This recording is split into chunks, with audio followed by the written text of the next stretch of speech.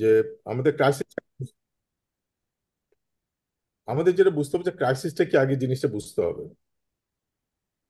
স্লাইডও দেখি ঠিক মতো মুভ করে না।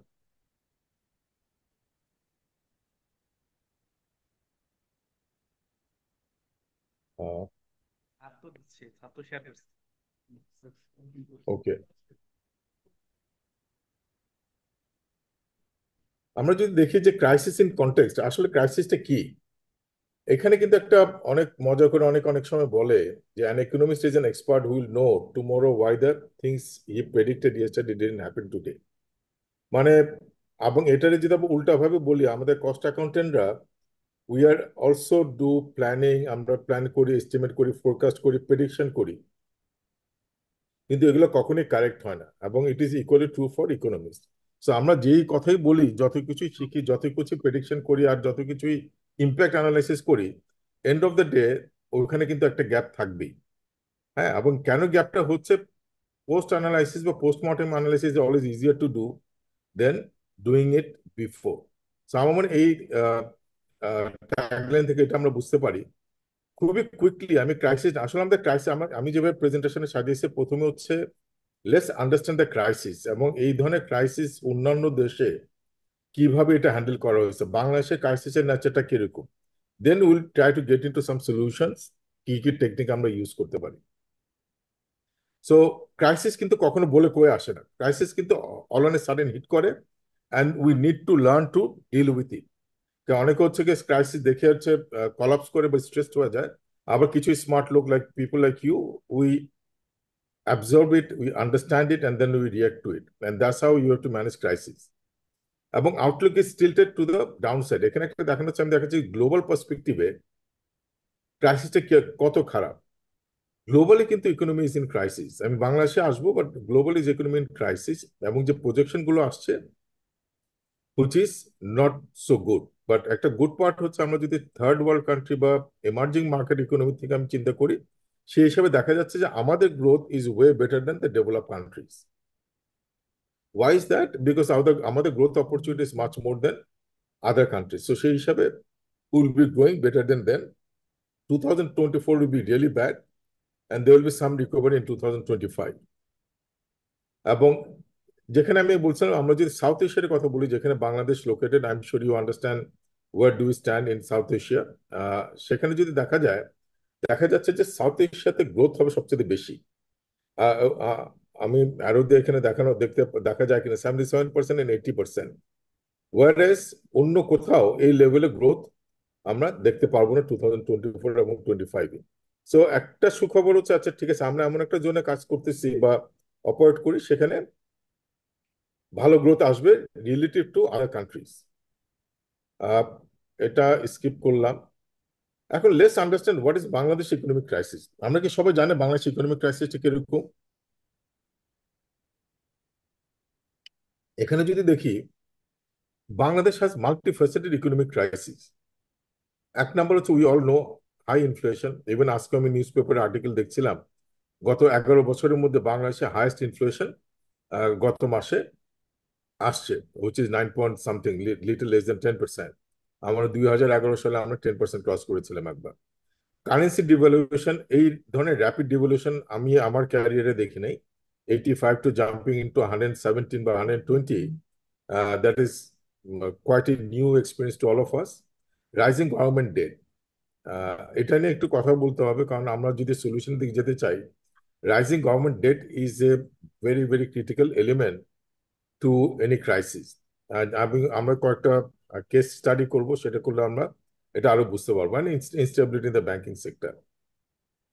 তো এটা মানেটা কি, এটা এটা কোন কোন এরিয়াতে ইম্প্যাক্ট করতেছে, এই সিচুয়েশন ইম্প্যাক্ট করবে আমার debt, devaluation, inflation rates, interest rates, banking sector, capital market sector, anything you talk about, every area it will be impacted as far as Bangladesh economic crisis concern। এবং একটা যদি example দিই, যেহেতু আমাদের সময় কমে গেছে আজকে, গভর্নমেন্ট ডেটে যদি কথা বলি, government debt has search to over 40% of GDP. এটা চিন্তা করেছে, মানে আমাদের ডেটই হয়ে গেছে 40% of the GDP. That is the level of increase in debt, and that is going to, debt মানে কি, it's not a free lunch, we have to pay this money back. এবং এটা যদি ওই টাকা দিয়ে কোয়ালিটেটিভ প্রোডাক্টিভিটি ইমপ্রুভমেন্ট না করতে পারি, সেই ক্ষেত্রে কিন্তু it might turn out to be huge liability, and liability to the extent that we may lose our ability or we may bankrupt as a country, যেটা অনেক কান্ট্রি হয়ে গেছে। তারপর এটার ইম্প্যাক্টটা কি ইকোনমিতে? High debt level strain public finances, limiting investment in infrastructure and social programs. Not only that, even বিদেশিরাও বাংলাদেশে আর ইনভেস্টমেন্ট নিয়ে আসবে না। অ্যান্ড ডেট সার্ভিসিং চ্যালেঞ্জটা কি, যেটা বাংলাদেশে এখন বলা হচ্ছে, আমাদের আগামী 2-3 বছরে আমরা যদি ফোরকাস্ট দেখি, ডেট রিপেমেন্ট, আমাদের জিডিপির একটা সিগনিফিকেন্ট পোর্শন আমাকে ডেট রিপেমেন্টে দিয়ে দিতে হবে। And that will put our reserve, our economy in a very very precarious situation. So এগুলো হেডলাইন আমার মনে শিওর আমরা সবাই দেখে আসছি। সো এটা nothing new to any one of us. আমি এর জন্য এটার উপরে এলাবোরেট করলাম না। And আমাদের অবজেক্টিভ অফ দ্য সেশনকে আমি প্রথমে যেটা বলছি, assessing the influence of domestic and global economic shifts on business, ensuring business resolution in economic crisis scenarios, এবং analysing business sensitivity to external economic parameters. এখন কতগুলো টার্ম আমাদের কিছু বুঝে নিতে হবে, নাইলে আহ, আমি শিওর আমরা সবাই জানি। তারপর আমরা যদি খুব কুইকলি এটা নিয়ে আলাপ করি, ফ্লেক্সিবল অ্যান্ড ক্লিন ফ্লোটা মানে কি? এটা 100% মার্কেট ডিটারমাইন করে যে আমার এই যে এক্সচেঞ্জ রেটটা কি হবে। আহ, মানে এটা একদিনে 10% বাড়তে পারে, 20% বাড়তে পারে, আবার কমেও যেতে পারে। বাট সাধারণত ফ্লেক্সিবল ক্লিন ফ্লোট মার্কেটে এই ধরনের অ্যাব্রাপ্ট চেঞ্জ হয় না, এটা গ্র্যাজুয়াল হয়, depending on demand and supply. Example হিসেবে বলা হচ্ছে ইউএস জাপানের মতো ডেভেলপ কান্ট্রিতে এটা ইউজ করা হয়। ম্যানেজ ফ্লোট, বাংলাদেশ কিন্তু অনেকদিন ম্যানেজ ফ্লোটে ছিল, এখনো ম্যানেজ ফ্লোটে আছে। ম্যানেজ ফ্লোটে কি হয়? ম্যানেজ ফ্লোটে যেটা হয়, যখনই আমাদের টার্গেট এক্সচেঞ্জ রেটে উপরে এবার নিচে কমে আসে, তখন সেন্ট্রাল ব্যাংক যেটা করে, তারা আইদার ইউএস ডলার বা ফরেন কারেন্সি বিক্রি করা শুরু করে ব্যাংকের কাছে, আর না হলে তারা কিনে নেয়। সো বাইং সেলিং এর মাধ্যমে they try to manage the flow. Crawling brands খুব একটা পপুলার না বা ইউজ করা হয় না। ক্রলিং প্যাকটা নিয়ে ইদানিং অনেক কথাবার্তা হচ্ছে। এটা যে মিনিংটা দাঁড়াচ্ছে, the exchange rate is fixed in value to another currency or to basket of other currency but adjusted periodically by small amounts. এটা হচ্ছে এক একটা মানে, মানে আমি যদি বলি ফিক্সডটার সাথে এটা ডিফারেন্সটা কি, ফিক্সডের ক্ষেত্রে যেরকম মালয়েশিয়া, সৌদি, ইউএই, এইসব জায়গায় কিন্তু ইজ ফিক্সড। মানে আমার ডলারের এগেনস্টে আমার লোকাল কারেন্সি কি হবে এটা ফিক্স করে দাও। Like 3.3, 3.6 is the rate for dirham. এটা এটা কখনোই চেঞ্জ হবে না। ইউএস ডলার চেঞ্জ হতে থাকবে, বাট ওদের ডেটটা চেঞ্জ হবে না, এটা হচ্ছে ফিক্সড। আর ক্রলিং প্যাক্সটা হচ্ছে, এটা হচ্ছে একটা কারেন্ট, আমার কারেন্সির সাথে অন্য একটা কারেন্সি, মাল্টিপল কারেন্সি থাকে, ওটার সাথে ম্যাচ করে রেটটা ফিক্স করে, ওটাকে বলে ক্রলিং প্যাক্স। অ্যান্ড এটা কলম্বিয়া এবং ব্রাজিলে খুব একটা ইউজ হয় না, কলম্বিয়া ব্রাজিলের মতো দেশে এটা ইউজ করা হচ্ছে। মুভিং অন, ইকোনমিক ক্রাইসিস, এটা local economic crisis can be triggered from global and it can be triggered from local as well. আমরা যে বাংলাদেশে এখন যে ইকোনমিক ক্রাইসিসটা ফেস করতেছি, এটা আসলে ফ্রম দুই সাইড থেকে আসতেছে। একটা হচ্ছে গ্লোবাল থেকেও আসছে, আর একটা লোকাল। গ্লোবাল থেকে কোনটা আসছে? এই যে ইউক্রেন ওয়ার আর গাজাতে যেটা হচ্ছে, এটা কিন্তু disrupting the whole international trade, এবং যার ফলে ইন্স্যুরেন্স, শিপমেন্ট কস্ট বেড়ে গেছে, ফ্রেট বেড়ে গেছে, শিপমেন্ট খরচ বেড়ে গেছে, টাইম বেড়ে গেছে, এবং অয়েল প্রাইসও কিন্তু বেড়ে গেছে। মনে হচ্ছে 80-85 স্টেবল, বাট একসময় এটা আরো অনেক কম ছিল। সো গ্লোবাল ইম্প্যাক্টটাও কিন্তু আমাদের লোকাল ইকোনমিতে প্রেশার প্লেস করে। আর লোকাল রিজন গুলো তো আসি। I wish I could hear from you face to face. Local গুলো আমরা সবাই জানি কি কি জিনিস আছে। এখন যদি আমরা বলি, আমাদের ফরেক্স নিয়ে প্রবলেম আছে, রিজার্ভ নিয়ে প্রবলেম আছে, ইনফ্লেশনের প্রবলেম আছে, ইন্টারেস্ট রেট নিয়ে প্রবলেম আছে, লিকুইডিটি ইন দ্য মার্কেট নিয়ে প্রবলেম আছে, ইভেন ইনওয়ার্ড রেমিটেন্স নিয়ে সমস্যা আছে। So we have bunch of our local issues which is impacting or aggravating our economic crisis. এখন কি কি ম্যাক্রো ইকোনমিক প্যারামিটার্স গুলো আমরা আজকে আলাপ করবো প্রাইমারি, এবং এটা সবকিছু কিন্তু সেটাই হয়: rapid devaluation, inflation, interest rate and debt management. এখন যদি আমরা র্যাপিড ডিভ্যালুয়েশনের কথা বলি, এটা সোর্সেস কোথা থেকে আসে? একটা হচ্ছে inward and outward remittance. Let's understand inward রেমিটেন্সটা কিভাবে ডিভ্যালুয়েশন ইম্প্যাক্ট করতে পারে। আমাদের যদি ইনওয়ার্ড রেমিটেন্স কন্টিনিউয়াসলি গ্রো করে তার মানেটা কি? ইট will have A positive impact on forex reserve. তার মানে আমার কারেন্সি তখন অ্যাপ্রিসিয়েশন করার সুযোগ থাকে। আমি যদি মনে করি অন্য অল আদার ফ্যাক্টরস আর সেম, ইনওয়ার্ড রেমিটেন্স বাড়তে থাকলে আমাদের কারেন্সি স্ট্রঙ্গার হওয়ার চান্স থাকে। আর উল্টাটা যদি হয়, আমার আউটওয়ার্ড রেমিটেন্স বেড়ে যায় ইনওয়ার্ড রেমিটেন্সের তুলনা, তার মানে কি? নেট নেট এটা একটা কারেন্ট ব্যালেন্সের নেগেটিভ হবে, এবং that will have a negative impact on our reserve. এটা ফলে কি হবে? তখন কিন্তু it will put pressure on reserve, মানে আমার তখন ডিভ্যালুয়েশন করতে হবে।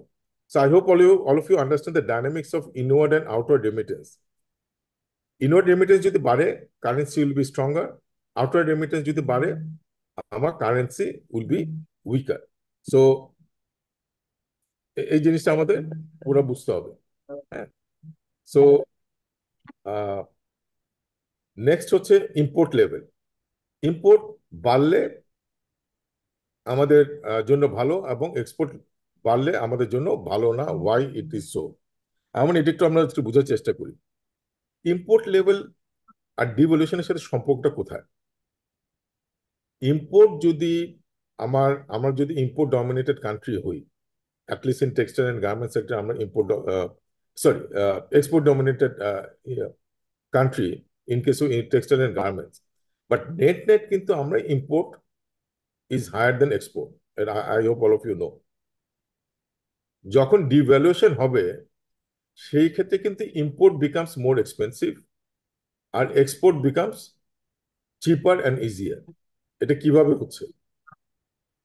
এক্সপোর্টটা চিপার হচ্ছে এই কারণে, আমি যখন $1 এক্সপোর্ট করি, আমি $1 এগেনস্ট আগে যেটা 85 টাকা পেতাম, এখন এটা আমি পাচ্ছি 117 টাকা।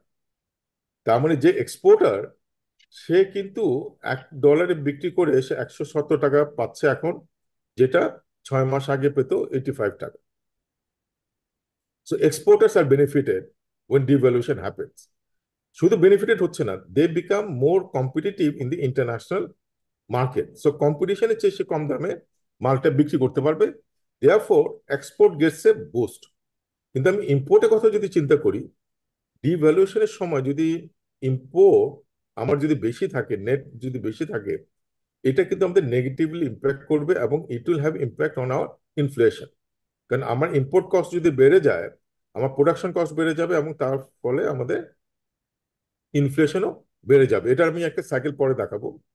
অ্যান্ড ডেট পেমেন্ট শিডিউল, এটা তো ইম্প্যাক্ট হবে। এটা কিভাবে ইম্প্যাক্ট হবে আমি যদি সবাইকে জিজ্ঞেস করি, I am sure you can think for 10 seconds. Debt payment, just think about it. আমি যদি $100 $100 লোন নিয়ে থাকি 5 বছর আগে, তখন এক্সচেঞ্জ রেট ছিল 60 টাকা। এখন আমার পে অফ করতে হবে ওই $100, আমাকে কি রেটে দিতে হবে? আমাকে তো লোকালি কিনতে হবে ওটাকে। কিনতে গেলে তখন আমাকে কিনতে হবে ডলারটা কত দিয়ে? নট 60 টাকা যেটা 5 বছর আগে ছিল, আমাকে কিনতে হবে এটা 117 টাকা দিয়ে। দেয়ারফর আমাদের যে পেমেন্টটা করতে হবে, that will be putting huge pressure on our liquidity in the local market. আশা করি এটুকু ক্লিয়ার আছে। কারো যদি কোশ্চেন থাকে কন্টিনিউসলি চ্যাটে কোশ্চেন করতে পারে, আমি চেষ্টা করব মাঝে মধ্যে চেক করে আমি ওগুলো কভার করার জন্য। Rapid inflation,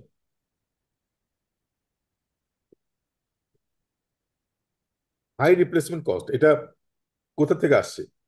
high replacement cost আসতেছে যখন আমরা ইনভেন্টরি, যারা আমরা কস্ট অ্যাকাউন্টেন্ট, আমরা কি করি?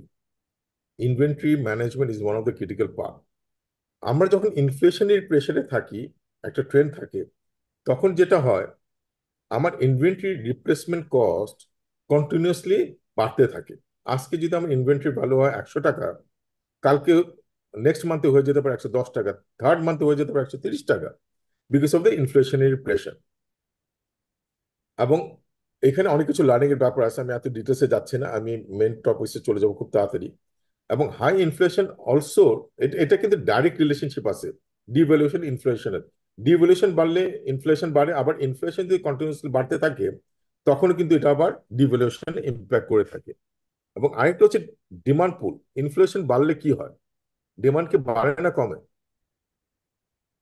সো আমি sure you know all the answer. Inflation যদি বাড়তে থাকে, একটা স্টেজে যখন ইনফ্লেশন চলে যায়, that takes away the disposable income. একটা মানুষের ডিসপোজেবল ইনকাম কমে যায় যখন ইনফ্লেশনটা বাড়ে। একটা স্টেজে পরে গিয়ে কিন্তু ডিমান্ড যেটা থাকে সেই ডিমান্ডটা আর থাকে না। সো এইভাবে একটা ডাইরেক্ট রিলেশনশিপ থাকে ইনফ্লেশনের ডিমান্ডে।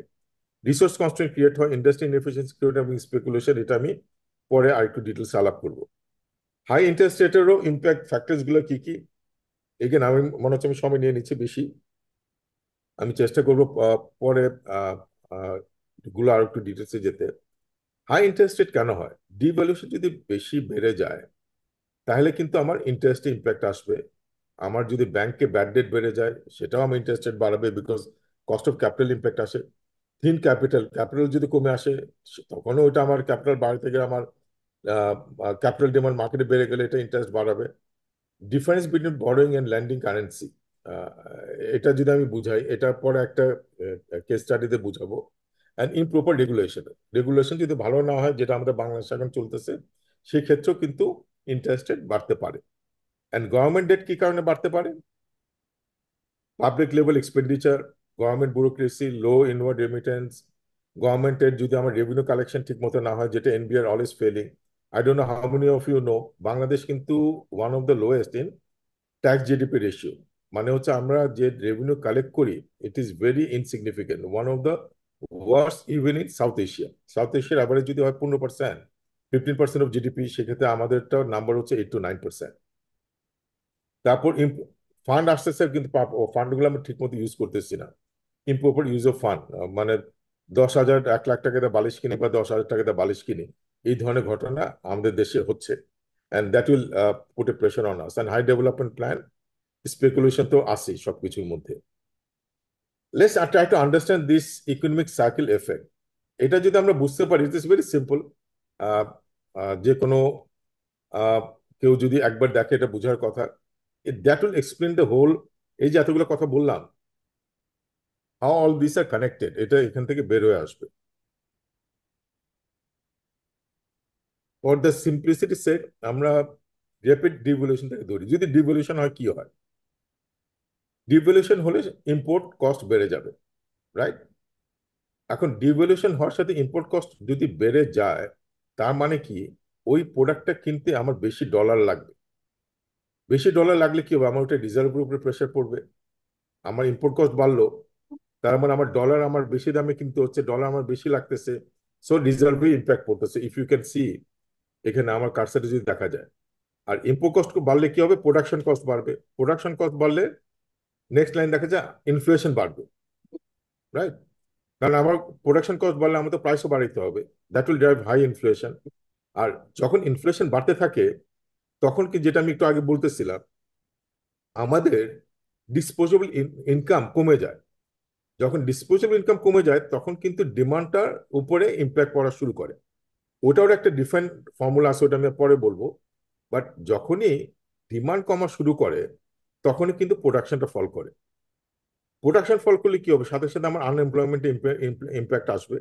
কারণ আমার যখন প্রোডাকশন ফলো করবো, আমার কিন্তু সেই পরিমাণ লেবার ফোর্স ওই প্রোডাকশনের জন্য লাগবে না। যখন আনএমপ্লয়মেন্ট বাড়ে, তখন কি হয়? ডিসপোজেবল ইনকামের কথা আমি আগেই বলছি। ডিসপোজেবল ইনকাম যখন কমে যায়, তখন কিন্তু লিকুইডিটি ফল করে। লিকুইডিটি ফল করে দুই সাইড থেকে। একটা হচ্ছে, আমার যখন আনএমপ্লয়মেন্ট হয়, ডিসপোজেবল ইনকাম আরো বেশি কমে যায়। তার ফলে যে যে সেভিংসটা সে করতে পারতো, সেই সেভিংসটা সে করতে পারতেছে না, 1 নাম্বার। 2 নাম্বার হচ্ছে, সেই যে প্রোডাক্টগুলো কিনতো, ওই প্রোডাক্ট বিক্রি করে যে কোম্পানিগুলো ইকোনমিতে প্রফিট করতো, ওই টাকাটাও ইকোনমিতে আসতেছে না। So that cycle also put pressure on the local liquidity market. যখন লিকুইডিটি কমে যাচ্ছে, লিকুইডিটি কমলে কি হয় মার্কেটে, যেটা আমরা এখন দেখতেছি। 1 বছর আগেও আমাদের ইন্টারেস্ট রেট ছিল 9% ডেটের ক্ষেত্রে, যেটা এখন বেড়ে 14-15% লেভেলে চলে গেছে। এবং আমি পরে ইন্টারেস্ট ক্যালকুলেশন সময় দেখাবো এটা কত লেভেলে চলে যেতে পারে যে কোনো সময়। সো যখনই লিকুইডিটি কমে যাবে, তখনই কিন্তু it will have direct impact on interest রেটে। এবং সেটাই আমরা এখন দেখতে পারতেছি। আর যখন পার্চেজিং পাওয়ার কার্ভ হবে, তখনই কিন্তু, যেটা আমি বললাম, ডিমান্ড ফল করবে। ডিমান্ড ফল করলে সাথে সাথে কিন্তু ওভার ক্যাপাসিটি সিচুয়েশন ক্রিয়েট হয়। আমি জানি না, আমাদের অনেক মেম্বার আছে যারা কনস্ট্রাকশন বিজনেসে ইনভলভ, সিমেন্ট হোক, রড হোক, বিভিন্ন জায়গায়। To the best of my knowledge, because of the current crisis, most of these rod cement industries are operating at a 50% capacity. So just think about it. The balance 50% is remain unutilized. For that, investment has already been made. আর এই situation যদি বেশি দিন continue করে, that will definitely have impact on employment and other areas. আর তারপর হচ্ছে service industry. যদি আমাদের production industry কমে যায়, ছোট শ্রিঙ্ক করে, it will have direct impact on the service industry like banking, insurance and all. And বাংলাদেশে এটা হওয়া শুরু করছে, and that will have direct impact on GDP তে এসে ইয়ে করবে। সো আশা করি আমি অল্পের মধ্যে বোঝানোর চেষ্টা করতে পারছি। তারপর একবার পরে সময় পেয়ে দেখলে আমার মনে ভালো হবে।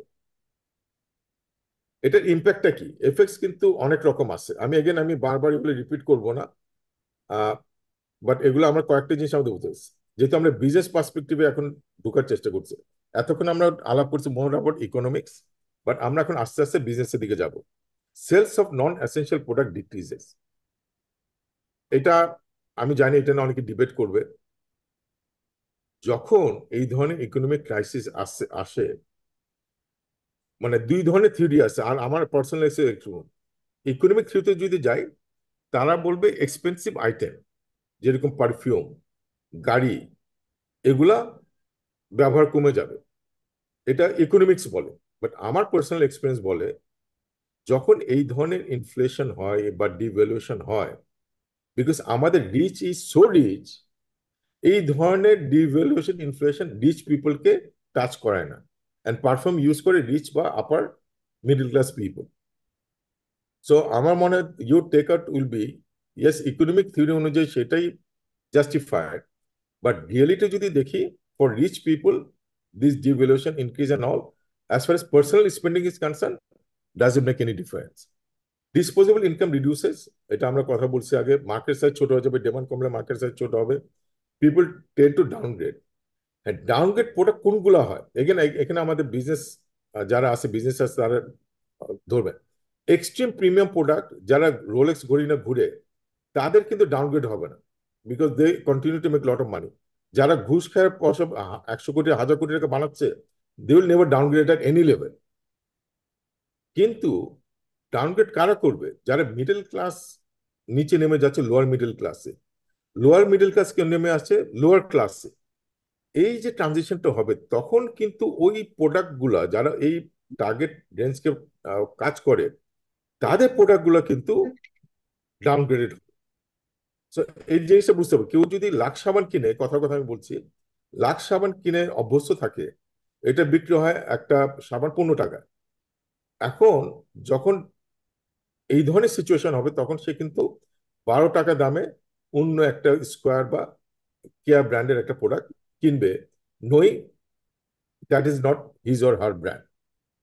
সো এই ধরনের শিফটিং হবে, and that is we should be mindful of. Loss of supplier base through bankruptcy.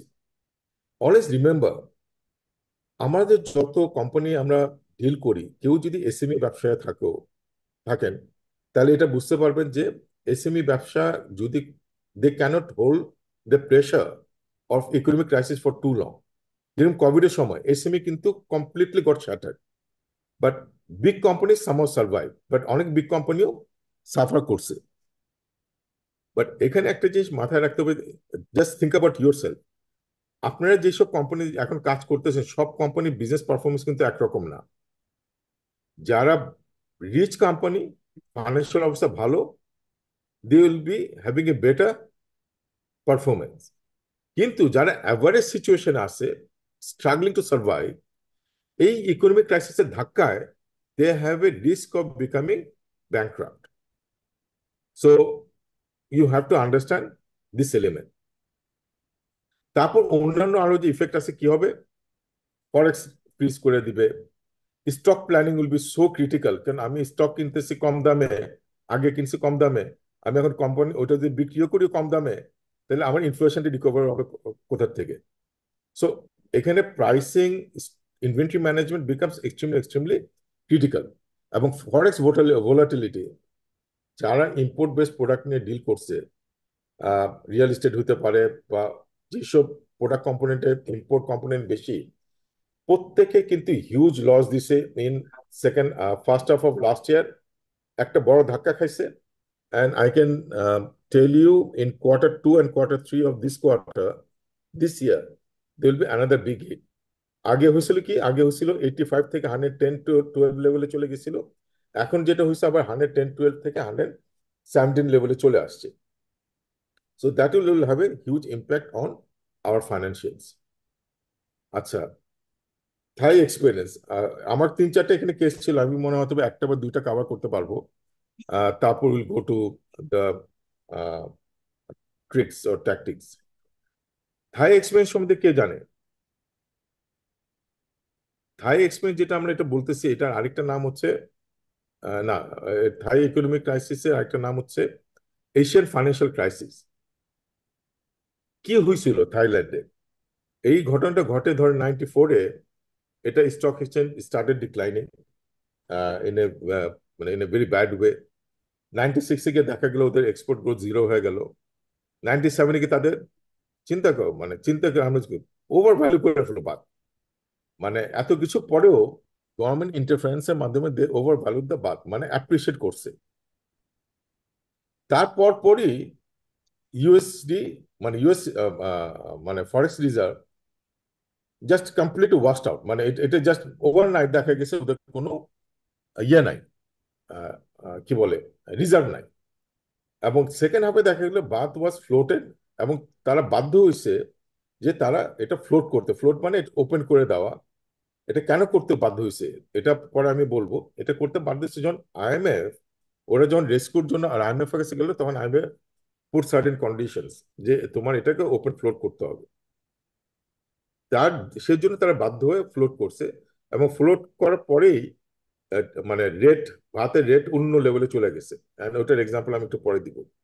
এবং তারপরে এটা resulted in shortage of liquidity and government price control আনা শুরু করলো। সো এগুলো, এটা রুট কস্টটা কি ছিল?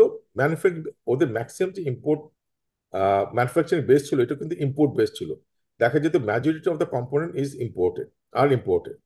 তারপর হাই ক্যাপাসিটি মধ্যে রাইজিং ডিমান্ড, মানে যেটা আমি বললাম যে আমাদের একটু আগে, ডিমান্ড কমে গেছে, ক্যাপাসিটি বেড়ে গেছে। এটা কি, এটা মানে এটা একটা সিচুয়েশন। এই সিচুয়েশনে কিন্তু আনএমপ্লয়মেন্ট বাড়বে, কনজাম্পশন কমবে, and that's what is explain. So আমি যেটা আগে একটু বুঝালাম, exactly same thing happen in case of Thailand.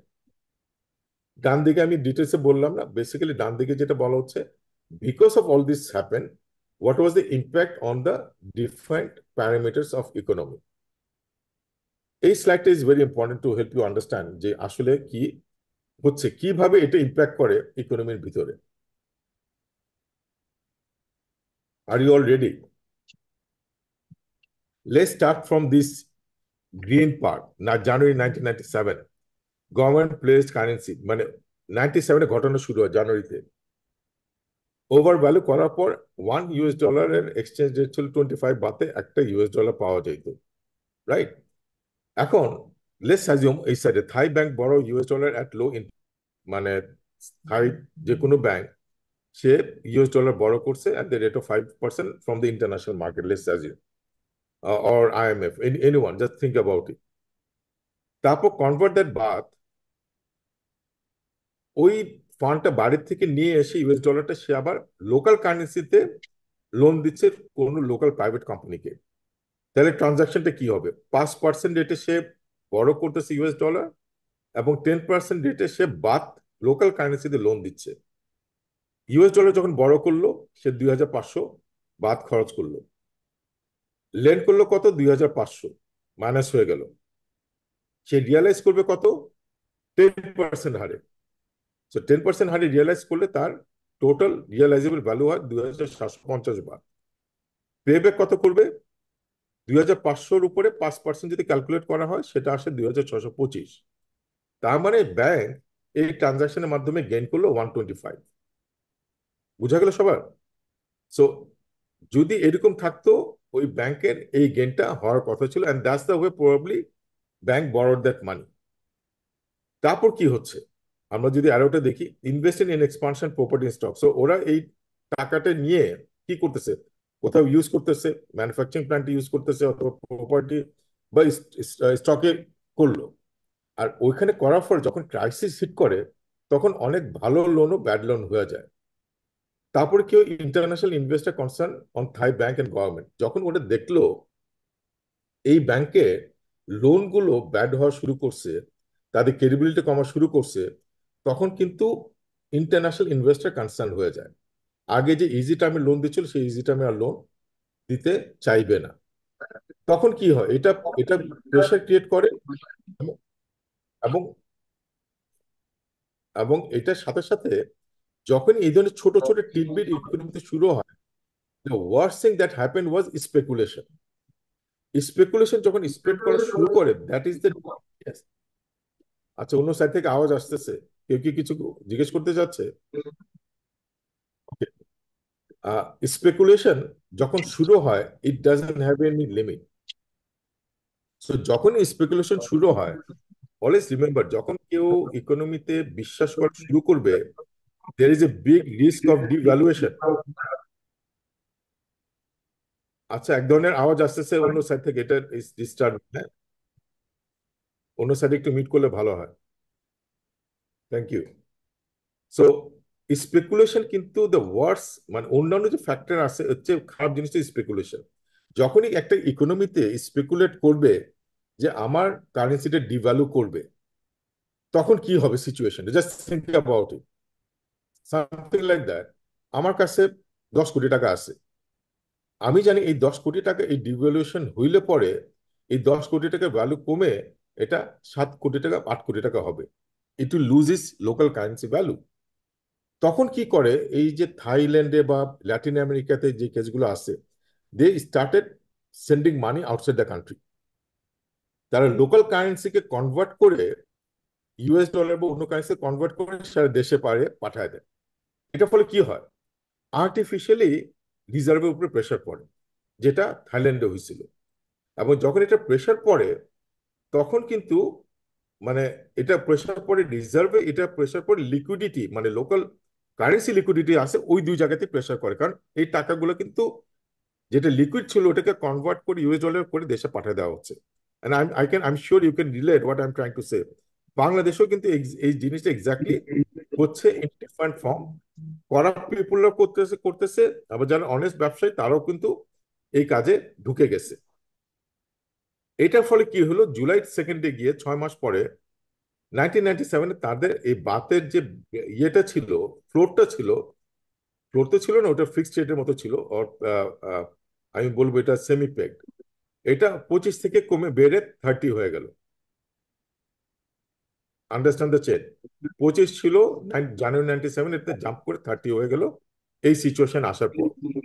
যখন এটা কন্টিনিউ করলো, তারপর একটা এই প্রেশারটা যখন বিল্ড আপ হওয়া শুরু করলো, তখন একটা পর্যায়ে গিয়ে এটা ইউএস ডলার হয়ে গেল 50 baht. Do you understand the impact of it? So within 6 to 7 months, যেই ডলারের ভ্যালু ছিল 25 বাতে পাওয়া যেত, সেটা হয়ে গেল 50 বাত। এখন এটা যদি আমি ক্যালকুলেশন করি, যেটা আমি আগে উপরে বলছিলাম, থাই ব্যাংক 2000 মানে 500 বাতে বড় করছে, এবং এটা করার পর কি গেইন ছিল 125। এখানে কি হয়, আমরা যদি ওইটা অ্যাপ্লাই করি, আমরা বড় করছিলাম 2500, আমরা বলতে থাই ব্যাংক বড় করছে 2500-তে, লেন করছে 2500 বাত, রিয়ালাইজ করতেছে 2750, এইটুকু পর্যন্ত আগেরটার মতো এক্স্যাক্টলি সেম। যখন পে করতে যাবে, তখন কিন্তু আমার লেটেস্ট এক্সচেঞ্জ রেটে কিন্তু তাকে ডলারটা কিনতে হবে। So he had to, I mean the bank had to pay 5250 baht. ফলে কি হলো, there is a big loss of 2500 by that bank. Just think about it. এই ধরনের যদি সিচুয়েশন হয় একটা ইকোনমিতে, তখন শুধু যে ব্যাংক ব্যাংকরাপ্ট হবে তা না, ব্যাংকের সাথে সাথে, জাস্ট থিঙ্ক অ্যাবাউট ইট, বাংলাদেশে 60টা ব্যাংক আছে, 60টা ব্যাংকের এই সিচুয়েশন, 60টা ব্যাংক ব্যাংকরাপ্ট হলে তো Bangladesh, Bangladesh as a country will automatically become ব্যাংকরাপ্ট। And that's exactly what happen in Thailand. এখানে আমি থাইল্যান্ডের এক্সাম্পল দিচ্ছি, বাট ওই সময়টাতে exactly same thing happen with Indonesia, Malaysia, Thailand, Cambodia, Vietnam. So এই জন্য এটাকে বলা হয় অ্যাকচুয়ালি, ওই যেটা আমি বললাম একটু আগে, এটা এশিয়ান ক্রাইসিস ছিল, not only limited to Thailand. আহ, আশা করি আমি সবার চেহারাটা দেখতে দেখে বুঝতে পারতাম যে সবাই জিনিসটা বুঝছে কিনা। সো ল্যাটিন আমেরিকার কেসও ছিল, যেহেতু সময় কম আমি আর এটাতে বেশি ঢুকতেছি না, বাট সবকিছুরই কিন্তু কেসগুলো একই রকম। যেটা হয় সেটা হচ্ছে ট্রিগার, এক একটা ট্রিগার এক একটা অ্যাঙ্গেল থেকে আসে। সো এটারও কিন্তু ফান্ডামেন্টাল একই। তারপর শ্রীলঙ্কায় কি হয়েছিল, শ্রীলঙ্কাটা খুব লেটেস্ট ওয়ান। শ্রীলঙ্কাতে তো উই অল নো। আমি পরের স্লাইডটাতে চলে যাই। এখানে যদি আমরা দেখি শ্রীলঙ্কার ইকোনমিক ক্রাইসিসটা কেন হয়েছিল, একটা হচ্ছে শ্রীলঙ্কার ইকোনমি কিন্তু আমি বলবো নিউ, ওদের 35 বছরের সিভিল ওয়ারের পরে ওদের ইকোনমিটা জাস্ট বিল্ড আপ করা শুরু করছিল। অ্যান্ড ওই পার্সপেক্টিভতে আমরা বলবো তাদের ইকোনমিটা অনেকটা নতুন। কোভিডে ধরা খাইলো, কোভিডে যখন ধরা খাইলো তখন কিন্তু it had further impacted their economy. আর যেহেতু তাদের দেশটাকে নতুন করে গড়তে হচ্ছে সিভিল ওয়ারের পরে, they had to take lot of loan, particularly from China.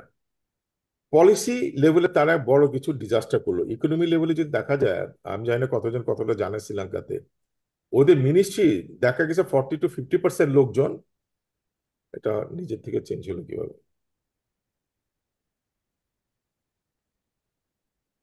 Sorry 40 to 50% লোকজন আহ, মানে minister portfolio was with the same, with one family, Rajapaksa. So একটা যখন পুরো জিনিসটা কন্ট্রোল করে তখন কিন্তু আর কারো কোনো সে থাকে না। And they did few very very stupid thing.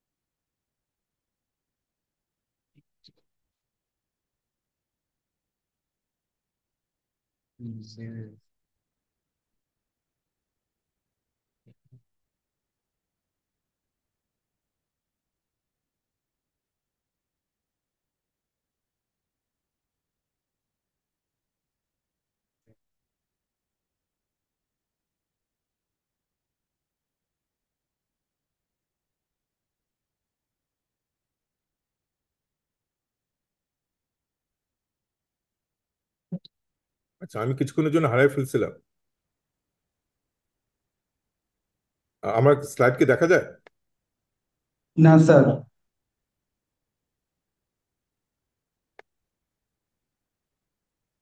Sir আপনাকে বোধহয় আবার স্ক্রিন শেয়ার এখন দেখা যাচ্ছে, হ্যাঁ। ওকে। আমি কোথায় ছিলাম লাস্ট টাইম জানি না, আমি শ্রীলঙ্কা নিয়ে কথা বলতেছিলাম। জি স্যার, এখানে এখানে ছিলেন। ওকে। সো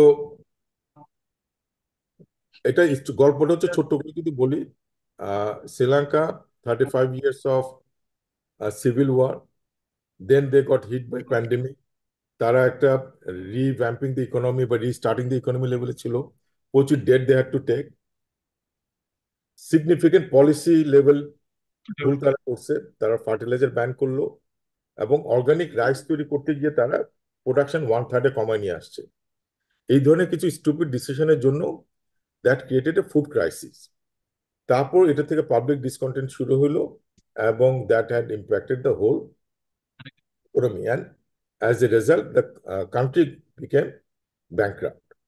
এবং পরে IMF rescue then, and now they have again come back on the track. But ওটা ছিল শ্রীলঙ্কান ক্রাইসিস। সো এনিওয়ে,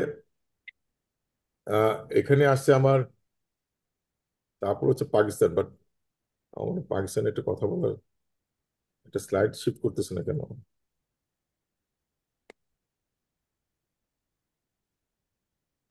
ওকে।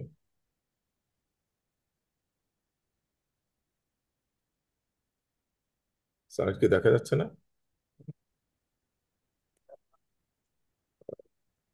স্যার স্ক্রিন শেয়ার মোডটা নেই। আবার চলে গেছে।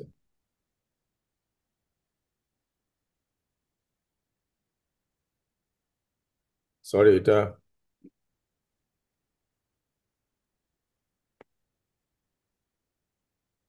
ওকে, দেখা যাচ্ছে। So, আমি পার্সেন্ট এক্সপেরিয়েন্সটা স্কিপ করতেছি for the because of time. Devaluation impact,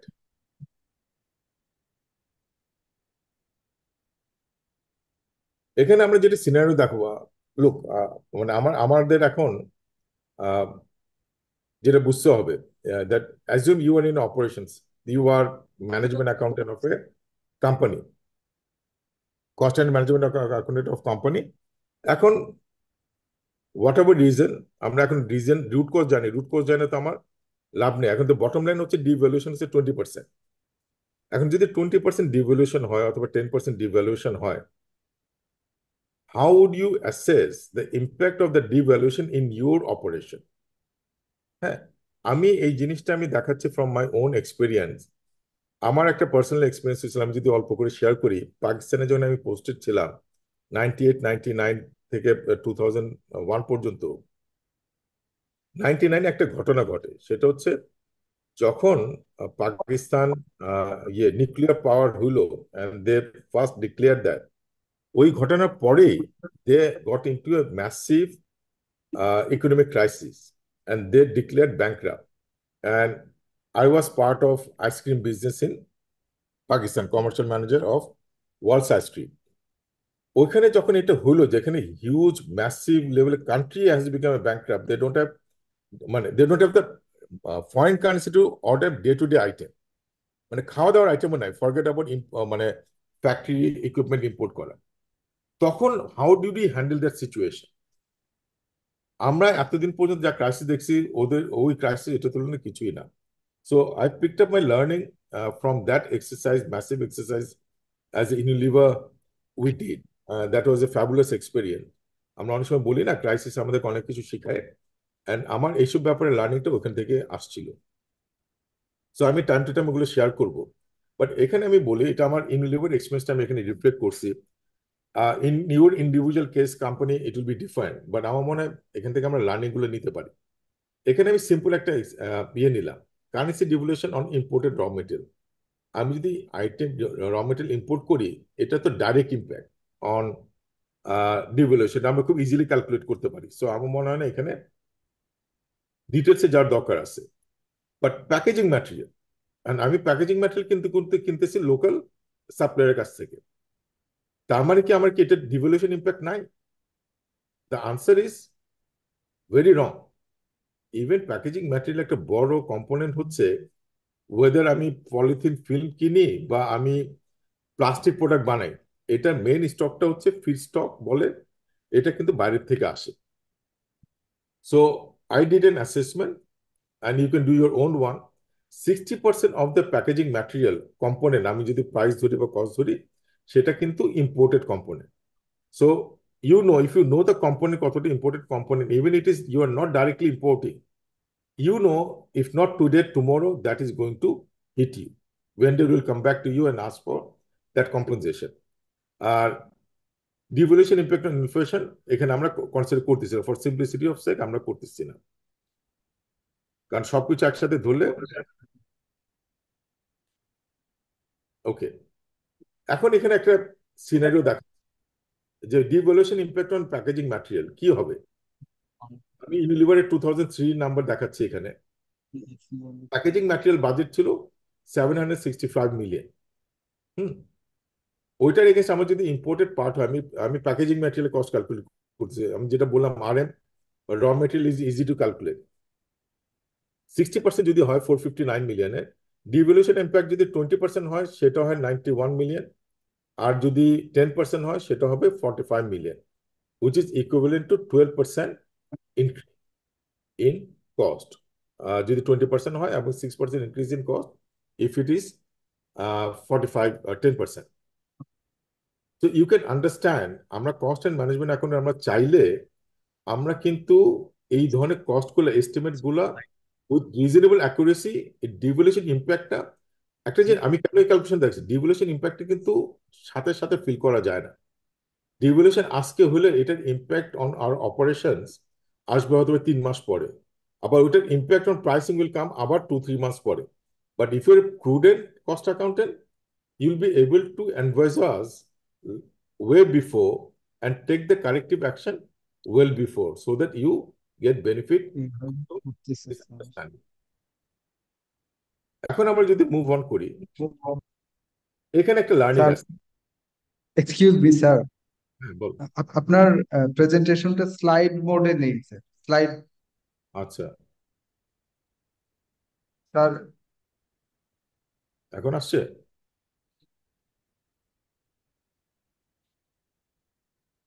এখন আসছে?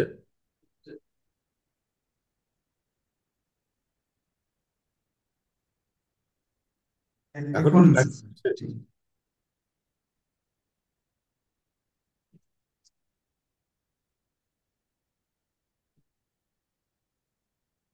স্লাইড মোডে কি আসছে এখন?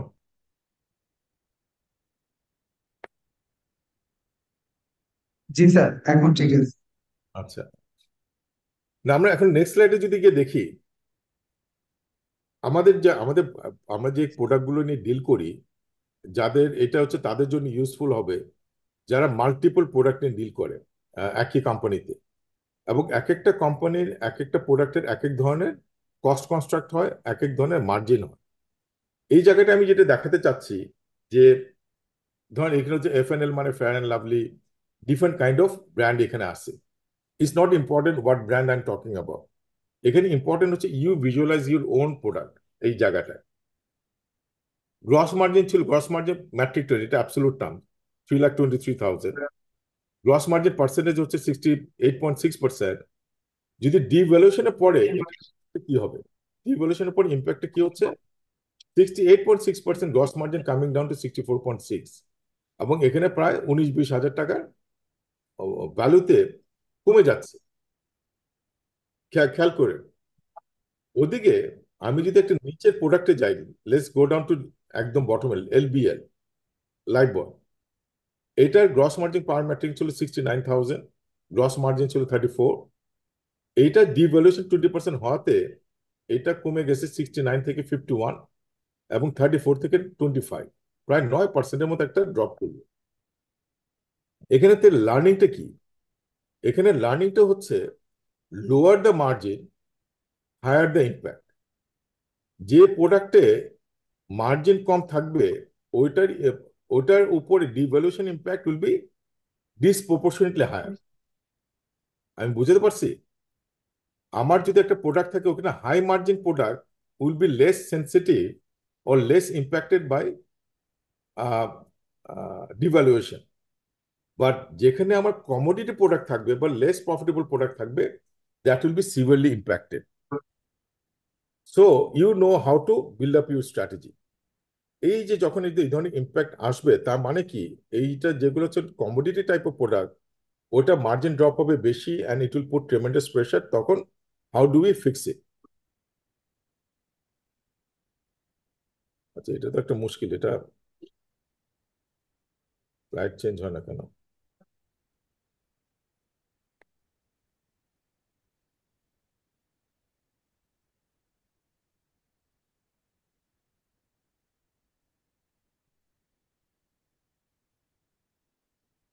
সরি, এটা খুব ঝামেলা করতেছে। স্যার, তাহলে মনে হয় আপনি নর্মাল মোডে যান, প্রেজেন্টেশন মোডে প্রবলেম হচ্ছে। না না, ঠিক আছে, আমি ওকে। সো ডিভ্যালুয়েশন এটা, সো এনিওয়ে, যেটা আমরা তখন আমরা 2003 আমরা এই এক্সারসাইজটা করছিলাম। এই যে ক্যালকুলেশন করে উই আইডেন্টিফাই দেওয়ার যে impact of 474 million, 20% devaluation basis এবং 10% যদি হইতো, তাহলে 236 মিলিয়ন হইলো। এখন প্রুডেন্ট ম্যানেজমেন্ট আর মানে ইউনিলিভারে they are smart enough, we calculated that. And calculate করার উদ্দেশ্যটা কি? একটা অ্যাপ্রোচ হিসেবে নিতে পারি, আরে বস কিছু বলে না, আমি চুপ করে থাকি, যা হওয়ার মালিকের হবে। আরেকটা হতে পারে, let me assess the impact and see what can we do to mitigate that impact. So এই পজিটিভ মাইন্ডসেটটা ইজ এক্সট্রিমলি ইম্পর্টেন্ট আমাদের অ্যাকাউন্টেন্ট কমিউনিটির মধ্যে। সো ওই প্রেশারটা যদি আমি নেই, তখনই কিন্তু এই ধরনের এক্সারসাইজ আমাদের মাথার থেকে বের হয়ে আসবে। সো এখন আমি আরেকটা সিনারিওতে যাচ্ছি, পরে আমি সামারাইজ করব। Fridge on foreign currency. ধরেন কালকে সিনারিও হলো বাংলাদেশ ব্যাংক বলছে আমার কাছে আর কোনো ফরেন কারেন্সি নাই, যাদের রিকোয়ারমেন্ট ছিল $100 আমি তাদেরকে ম্যাক্সিমাম $5 দিতে পারবো, এর চেয়ে বেশি দিতে পারবো না। How will you manage your operation? আমি কি প্রবলেমটা বুঝতে পারছি? আমার রেগুলার রিকোয়ারমেন্ট হচ্ছে $100, আমাকে বলছে বাংলাদেশ ব্যাংক ম্যাক্সিমাম $5 দিতে পারবে। বাট নর্মালি যেটা হয় আমার পাকিস্তানের এক্সপিরিয়েন্স, ওরা বলে মানে ফুড আইটেমের ক্ষেত্রে আমি তোমাকে 30% পর্যন্ত পয়সা দিতে পারবো, নন ফুড আইটেমের জন্য আমি 5% বেশি দিতে পারবো না। সো এইভাবে কিন্তু রেগুলেশন আসে। এখন it will not be exactly same for all category of business. আমরা যদি ধরি কেউ কমোডিটি বিজনেস ডিল করে, সে হয়তো বা 10% পর্যন্ত তার রিকোয়ারমেন্টে ফরেন কারেন্সি পাবে, আর অন্য ব্যবসা হলে 5% পাবে। How will you manage? এখানে অবজেক্টিভটা কি? লসটা মিটিগেট করা। এখানে একটা অ্যাপ্রোচ হচ্ছে possible government steps to improve forest reserve. এখন কি কি কি জিনিস করতে পারে, মানে এই ধরনের সিনারিওর গভর্নমেন্ট কি কি স্টেপ নেবে? ভেরি ক্লিয়ারলি যেটা আমরাও এক্সপিরিয়েন্স করছি, এখনো করতেছি, এলসি মার্জিন বাড়ায় দিবে। এখন 100% এলসি মার্জিন দেওয়ার পরও এলসি খোলা হয় না। So you can understand how bad it is. So currently we are experiencing that. Impose more tariffs. কেন ইম্পোজ করছে মোর ট্যারিফ? তাতে তারা ইনক্রিমেন্টাল রেভিনিউ, ট্যাক্সের মাধ্যমে রেভিনিউ বেশি পাবে। কারেন্সি তো তার মানে কি, it is impact on our cost, মানে আমার কস্টটা কিন্তু আরো বেড়ে যাবে। আমার ট্যারিফ যদি বেড়ে যায় কি হবে? আমার ডিটি দিতে হবে বেশি, আর therefore my cost of production will go up. Currency rationing হবে, যেটা আমি একটু আগে বললাম, আমার যা দরকার তার চেয়ে অনেক কম দিবে। And that all this thing together will trigger devaluation. তখন how will you manage that operation? তো সিচুয়েশনটা হচ্ছে government restriction imposed in foreign currency utilization and limited availability of foreign currency in the market. তো আমাদের হাতে alternative খুব একটা কিছু নাই টু মিটিগেট দ্যাট। এখন যেটা করতে হবে, আমি যেটা এখানে দেখানো হচ্ছে, ধরেন আমার এগেন সেট অফ প্রোডাক্ট আমার কাছে আছে, আমার এটা এখন বেস্ট ওয়েতে ম্যানেজ করতে হবে। How manage? কোন প্রোডাক্ট আমি তৈরি করব, কোন প্রোডাক্ট তৈরি করবো না, এটা আমাদের ডিসাইড করতে হবে। এখন এখানে যে ট্রিক্সটা এখানে আমরা অ্যাপ্লাই করছিলাম, সেটা হচ্ছে এই ধরনের ক্রাইসিস সিচুয়েশন আমি যদি সব প্রোডাক্ট আগের মতো তৈরি করতে চাই, এটা কি প্রুডেন্ট ডিসিশন মেকিং হবে? Obviously no. It cannot be a prudent decision making. কারণ আমি ক্রিটিক্যাল সিচুয়েশনে ক্রাইসিসে পড়ছি, এই ক্রাইসিসে আমি যদি আগের মতো বিহেভ করতে চাই, that behaviour will be a unwanted, unacceptable behaviour. ক্রাইসিসের সবাই ক্রাইসিসের মধ্যে বিহেভ করতে হবে। So we have to understand আমাদের তখন প্রায়োরিটাইজেশন ইজ এক্সট্রিমলি ক্রিটিক্যাল। এবং এই প্রায়োরিটাইজেশনটা কিভাবে করবো, এই জিনিসটা এখানে শেখান, মানে আমি দেখানোর চেষ্টা করতেছি। যখন ফরেন কারেন্সি ক্রাইসিস নিয়ে আমরা আসি, তখন আমাদের মেন জিনিসটা কি? আমাকে দেখতে হবে $1 খরচ করে কোন প্রোডাক্ট তৈরি করলে আমার ম্যাক্সিমাম প্রফিটেবিলিটি আসবে। আমি আমি জানি না আমি বুঝতে পারছি কিনা। আমরা ওই সময় ক্যালকুলেট করছিলাম পাকিস্তানে $1 খরচ করে, $1, যেহেতু dollar is a scarce commodity ওই সময়, কোন প্রোডাক্ট তৈরি করতে সবচেয়ে কম ডলার লাগে, এবং ওই $1 যদি ইউজ করি আমি কত টাকার প্রফিট দেশে আমি আর্ন করতে পারবো। আমি বুঝতে পারছি? সো এইভাবে কিন্তু ক্যালকুলেটর করা হয়েছে। যেরকম সে ফর এক্সাম্পল পিএফডব্লিউ, এটার আমার গ্রস প্রফিট ছিল 26.6 মিলিয়ন। আমি যদি ফরেন কারেন্সি রিকোয়ারমেন্ট এই প্রোডাক্টটা তৈরি করতে আমার লাগতো 36.6 থাউজেন্ড। এটা হচ্ছে মিলিয়ন, ওখানে থাউজেন্ড, আগেরটা হচ্ছে গ্রস প্রফিটের নাম্বার। তার মানে আমি এই $1 ইউজ করে I can earn 726 gross profit. 26.6 million divided by 36.6, that is the foreign currency requirement. তার মানে এই প্রোডাক্টের $1 খরচ করলে আমি কিন্তু 726 আর্ন করতে পারি। ওয়ারেস পিডিএফটি, এটা হচ্ছে পন্ডস ট্যালকাম পাউডার, এইটা আমি ইউজ করলে আমি পাই 173 টাকা বা ডলার। $1 খরচ করে আমি 8 টাকার প্রফিট আমি আর্ন করতে পারি। তার মানেটা কি? এখানে যদি আমি দেখাই, আমার যদি এখানে 10টা প্রোডাক্ট থাকে এই লাইনের মতো, আমরা যেটা করব, যে ডলার খরচ করে আমার ম্যাক্সিমাম প্রফিট দিবে, লাইক পিএফডব্লিউ, এফএ, এফসি, এই প্রোডাক্টগুলো কিন্তু আমি তৈরি করা শুরু করব ফার্স্টে। অন্যগুলো দরকার হলে আমি বন্ধ করে দিব। আমি এই র্যাঙ্কিং অনুযায়ী আমি আমার প্রোডাক্ট বানাবো বানাবো বা অর্ডার দিব। I hope you understand. এটা আমার personally that was one of the biggest learning from my Pakistan experience. So $1 যেখানে আমার বেশি প্রফিট হবে সেটাই আমরা নিব। তারপর আমি কিছু স্লাইড স্কিপ করতেছি। হ্যাঁ, আরেকটা জিনিস হচ্ছে, আচ্ছা আমি একটু স্কিপ করি, অনেক সময় চলে যাচ্ছে। আচ্ছা, action plan for margin recovery. আচ্ছা, আমাদের তো এখন মার্জিন আমরা লস করলাম, এটা তো রিকভারি করতে হবে। মানে as a accountant we can't sit tight, boss crisis আসছে অ্যান্ড লেটস ক্রাইসিস গো, তারপর আমরা আবার জায়গায় উঠবো এবং আমরা ডেলিভার করা শুরু করবো। No, good cost and management accountants don't wait for, they wait for crisis to show their values. আমার মনে হয় এই সময় আমাদের এই অ্যাকশন প্ল্যান নিয়ে নামতে হবে। What are the action that we can take. Again, এটা আমরা এখন এক্সাম্পল নিচ্ছি এফএমসিজি, ডিফারেন্ট ইন্ডাস্ট্রিতে এটা ডিফারেন্ট ফর্মেটে আসবে, but fundamental learning is the same. 1 নম্বর হচ্ছে ফর্মুলেশন চেঞ্জ। মানুষের কি হয়, মানুষের তখন যখন ডিসপোজেবল ইনকাম কমে যায়, তখন একটা সাবানের ট্যাবলেট কিনতে সে আগে 15 টাকা খরচ করতো, এখন দাম বেড়ে হয়েছে 20 টাকা, কিন্তু তার পক্ষে 15 টাকা দিয়ে এটা কেনা, 20 টাকা দিয়ে কেনা সম্ভব না।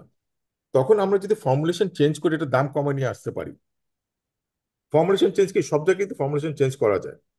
আমি যদি সাবান বানাই, আমি সয়াবিন তেলের বদলে আহ, আহ, কি বলে রাইস ব্র্যান্ড অয়েল ইউজ করতে পারি, অথবা ট্যালো ইউজ করতে পারি, বা চর্বি ইউজ করতে পারি। There are different formulations. Ice cream বানাতে গেলে I can use whey powder, I can use milk, I can use butter. There are a lot of substitutes for each and every formulation. Even আমি যদি rod বানাতে যাই, সেখানেও কিন্তু different kind of composition আমরা use করতে পারি। আমরা ফর্মুলেশন চেঞ্জ করেও আমরা কিন্তু কস্ট কমাইতে পারি বা প্রফিট মেনটেন করতে পারি।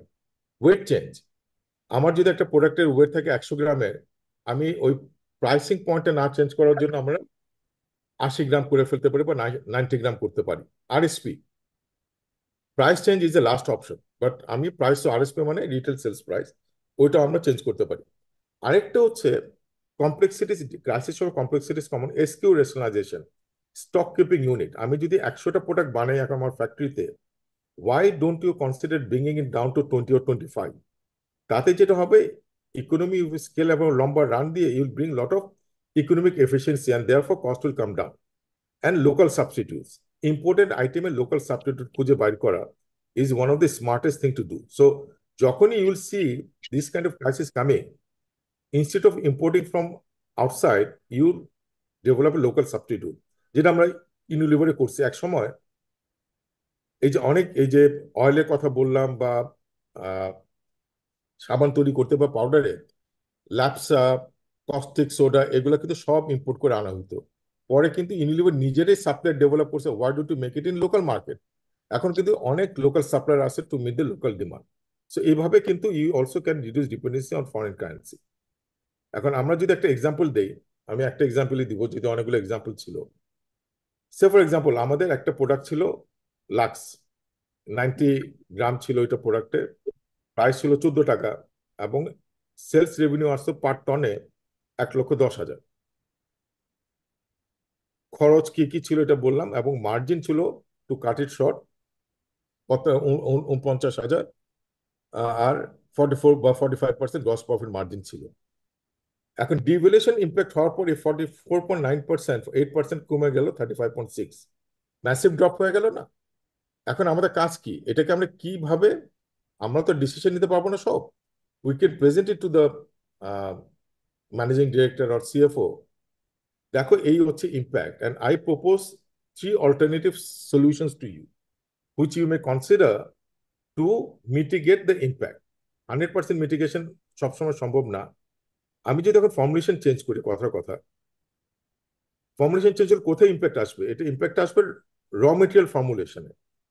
কথার কথা 49,000 হয়ে গেল 45,000, তখন এটার ইম্প্যাক্টটা কি হচ্ছে? আমার 49,000 থেকে 39,000 কিছু ইমপ্রুভ করে 43,000 হচ্ছে, এবং মার্জিনও কিছুটা ইমপ্রুভ করলো। সিনিয়র নাম্বার 2, আমি এখানে দেখাচ্ছি যে যেটা 90 গ্রাম ছিল প্যাকেজ প্রাইস, ওটা আমি 80 গ্রাম করে দিলাম, আর কিছু প্রাইস কোনো চেঞ্জ করি নাই। তাতে দেখা যাচ্ছে যে রেভিনিউ যেটা ছিল 1,10,000 সেটা 1,25,000 হয়ে গেল। এবং এটাতে দেখা যাচ্ছে যে আমি কিন্তু over delivering on my original plan. সামান্য টুইকিং 90 to 80, সাথে সাথে দেখা যাচ্ছে আমার প্রফিটেবিলিটি প্রবলেম, রেভিনিউ প্রবলেম সব এক ইয়েতে সলভ হয়ে যাচ্ছে, without really impacting the consumer price point. আরেকটা পয়েন্ট হচ্ছে, যদি আরো ডেসপারেট আমরা হই, আমি এসকিউ মানে ওয়েটটাও কমাইলাম 80 গ্রামে, আবার প্রাইসও বাড়াইলাম 2 টাকা, তাইলে কিন্তু এটা 127 হয়ে যাচ্ছে আমার রেভিনিউ, এবং আমি 56,000 আর্ন করতেছি ওভার আমার বাজেট অফ 49, এবং ডিভ্যালুয়েশনের পরে যে ইম্প্যাক্ট ছিল 39। So the point I am trying to make in summary, we have many ways to recover the losses of devaluation impact বলি, ইন্টারেস্ট ইম্প্যাক্ট বলি, সবকিছুর একটা রাস্তা আছে। I'm just sharing few ways to optimize the economic impact. আচ্ছা, আমি আর এগুলা ইয়ে করতেছি না। আচ্ছা, এটা আমি ইগনোর করি, জাস্ট ইউজিং ওয়ান এক্সাম্পল। আচ্ছা, আরেকটা হচ্ছে এসকিউ রেশনালাইজেশন কিভাবে করতে হয়। আমরা যখন একটা ব্যবসায় থাকবো, তখন কিন্তু আমাদের এসকিউ রেশনালাইজ করতে হয়। এখন এসকিউ রেশনালাইজেশনের কিন্তু একটা নিয়ম আছে। একদিক তো I am sure all of you pretty much aware of it. আমি যেভাবে করতাম, একটা হচ্ছে ধর আমি রেভিনিউ হিসেবে করতাম, আমার 100টা এসকিউ আছে আমার কোম্পানিতে, 100টা এসকিউর মধ্যে আমরা বললাম tail endure Pareto rule apply করা। প্যারেটো রুল কি? 20% of the SQ which generates 80% of the revenue, that will first consider. So আমি একটা র্যাঙ্কিং করে ফেলবো কোন কোন এসকিউ আমাকে, top 20 SQ giving maximum revenue. তারপরে আমি তৈরি করবো সেকেন্ড জিনিস, একই জিনিসটা আমি করবো প্রফিট বেসিসে। এটা গ্রস প্রফিট হইতে পারে, অপারেটিং প্রফিট হইতে পারে। এই দুইটাকে আমি তখন ম্যাচ করাতাম। ম্যাচ করানোর পরে যেগুলো বের হইতো মানে মিক্সের মাধ্যমে, ওই টপ 20%কে রেখে আমরা বলতাম বটম 20% তো ডেফিনেটলি কাট হবে, আর টপ 20% ডেফিনেটলি থাকবে, আর বাকিগুলা কেস টু কেস বেসিসে আমরা ডিসিশন নিব। সো আমরা যদি এই এসকিউ রেশনালাইজেশনটা এক্সারসাইজটা করতে পারি appropriately without really compromising the profitability and revenue, you can manage the operation far more efficiently. আশা করি আমি অল্প কথায় জিনিসটা বুঝতে পারছি। সো আমাদের ডিভ্যালুয়েশন ইম্প্যাক্ট হইলো, আমরা ওটার ইম্প্যাক্ট অন প্রোডাক্ট কস্টিং, ওইটা আমরা জানি, ওটা কিভাবে মিটিগেট করতে হবে সেটা আমি জানলাম, এবং অপারেশনাল এফিসিয়েন্সি বাড়ানোর জন্য যে এসকিউ রেশনালাইজেশন করতে হবে সেটা আমরা মোটামুটি বুঝতে পারলাম। I wish I could do some exercise কিছু। তারপর আরেকটা ইম্প্যাক্ট আসে, যেরকম ফরেক্স ইকোনমিক ক্রাইসিসের জন্য যেটা শ্রীলঙ্কাতে হয়েছিল, it was primarily driven by, কেউ কেউ কিছু বলতে যাচ্ছে? Okay, let me continue. Oil price, একটা ইকোনমিক গ্লোবাল যখনই একটা ইকোনমিক ক্রাইসিস হয় বা বাংলাদেশের ক্রাইসিস হয়, one of the critical element either it will be oil price or utility price. যেরকম আমাদের দেশে ইনফ্লেশন হয়েছে অয়েল প্রাইসে, ইলেকট্রিসিটি প্রাইসে, গ্যাস প্রাইসে, all this are connected. So আমাদের as a we need to understand how oil price can impact our business operation.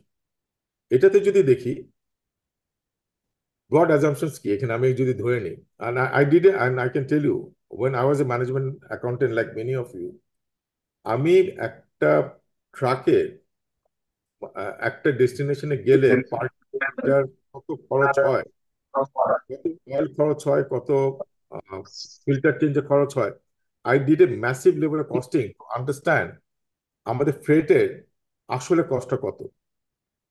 So ওই এক্সারসাইজের একটা আউটপুট ছিল, আমরা যে ফ্রেটটা দেই তার 67% ইজ অ্যাকচুয়ালি আমরা ফুয়েলের জন্য দিই। বাকিটার দিয়ে তারা অন্যান্য অপারেটিং কস্ট এবং অন্যান্য জিনিস কভার করে। এবং তখন আমি একটা সিনারিও ক্রিয়েট করছিলাম 2003 সালে, আমার ইউএস ডলার তখন ছিল 30 ব্যারেল, ওটা যদি 50 ব্যারেল হয়, how it will impact hour business operations. এখানে কয়েকটি এরিয়া আমরা আইডেন্টিফাই করছিলাম। একটা হচ্ছে ইনল্যান্ড ট্রান্সপোর্টেশন কস্ট, তারপর ফ্রেট কস্টটা কিন্তু ইট কুড বি ইন্টারন্যাশনাল, আরেকটা হচ্ছে লোকাল। ফ্যাক্টরি থেকে যেখানে যায় সেটাকে আমরা বলা হচ্ছে ফ্রেট, আর ইনল্যান্ড ট্রান্সপোর্টেশন হচ্ছে আপ টু ফ্যাক্টরি। তারপর general information for the oil price increase, ওটাও ধরা হয়েছে। এবং cost of raw material packaging meter which is sensitive to the petroleum price, যেটা আমি বললাম there are certain raw material which is linked to like ল্যাপসন বললাম, caustic soda বললাম, এগুলো কিন্তু পেট্রো কেমিক্যাল প্রোডাক্টের উপর ডিপেন্ডেন্ট। এবং প্যাকেজিং ম্যাটেরিয়াল তো বললাম 60%। সো এখানেও আমাদের কিন্তু as a cost accountant we need to understand যে কি কি অয়েল যদি ইম্প্যাক্ট হয়, এটা শুধু ওই আমরা ওই যে পেট্রোল পাম্পে গেলাম, ওই আগে 90 টাকা দিচ্ছে পার লিটার, এখন 100 টাকা দিচ্ছি, that's not it. It has impact in many, many other areas of your operations. And if you don't understand it, then you can't really help the company to calculate it well in advance and guide the company to manage that crisis and mitigate the crisis. So I hope it is clear. এখানে আমি একটা scenario create করতেছি, and overall increase of 26% has been happened. যখন $30 থেকে $50 গেল, which is actually 27% increase হলো, তখন কি হবে? একটা যদি cost before fuel price increase ছিল 100 টাকা, আমি যেটা বলে দিলাম ফুয়েল কম্পোনেন্ট হচ্ছে এখানে হচ্ছে 40%। হ্যাঁ, তারপর assume price increase in fuel price হচ্ছে 67%, যেটা আমি একটু আগে বললাম 30 to 50। সেই ক্ষেত্রে আমার ইনক্রিজ ইন ট্রান্সপোর্টেশন কস্ট হবে 27%। এটা কেন আমার ক্যালকুলেট করা দরকার? কারণ if you are a smart cost accountant, দেখা যাবে যখনই ইউ এন্টিসিপেট এই যে এইটার ইম্প্যাক্টটা 3 মাসের মধ্যে আমার ট্রেড ট্রান্সপোর্ট এজেন্ট আমার কাছে আসবে নেগোশিয়েট করতে, এবং সে চাইবে এই ইনক্রিজটা। আমরা যেটা করি, আমরা বিড করি, কোটেশন নেই, নিয়ে একটা নেগোশিয়েট করে দিই। বাট এই ক্ষেত্রে if you do this way, it will help you to understand what will be the maximum increase they can demand objectively. Then you set a benchmark for yourself. এই যে 27% হচ্ছে তারা এই ফুয়েল প্রাইস ইনক্রিজ জন্য নিতে পারবে, এর চেয়ে বেশি না। I hope you understand. নাইলে যেটা হবে, ও বলবে যে 100 টাকার উপরে 26% বা 37% অ্যাড করে দিয়ে একটা বড় একটা অংশ নেগোশিয়েট করে নিয়ে যাওয়ার চান্স থাকে। সো আমরা যদি আগের থেকে এটা এন্টিসিপেট করতে পারি, আমরা ভেন্ডার অ্যাপ্রোচ করার আগেই আমি আমার নেগোসিয়েশন স্ট্র্যাটেজি সেট করে we can try to get a better deal from our transporters বা ট্রান্সপোর্ট ভেন্ডার্স। এটা সিমিলার কাইন্ড অফ জিনিস আমি স্কিপ করতেছি। Specific assumption calculations, let me skip it. এটা যেরকম আমি র মেটেরিয়ালস কথা বলছি, ওই একই জিনিসই ডিফারেন্ট কনসেপ্ট। আচ্ছা, বারবার বাইরে পিছন থেকে কথা আসতেছে।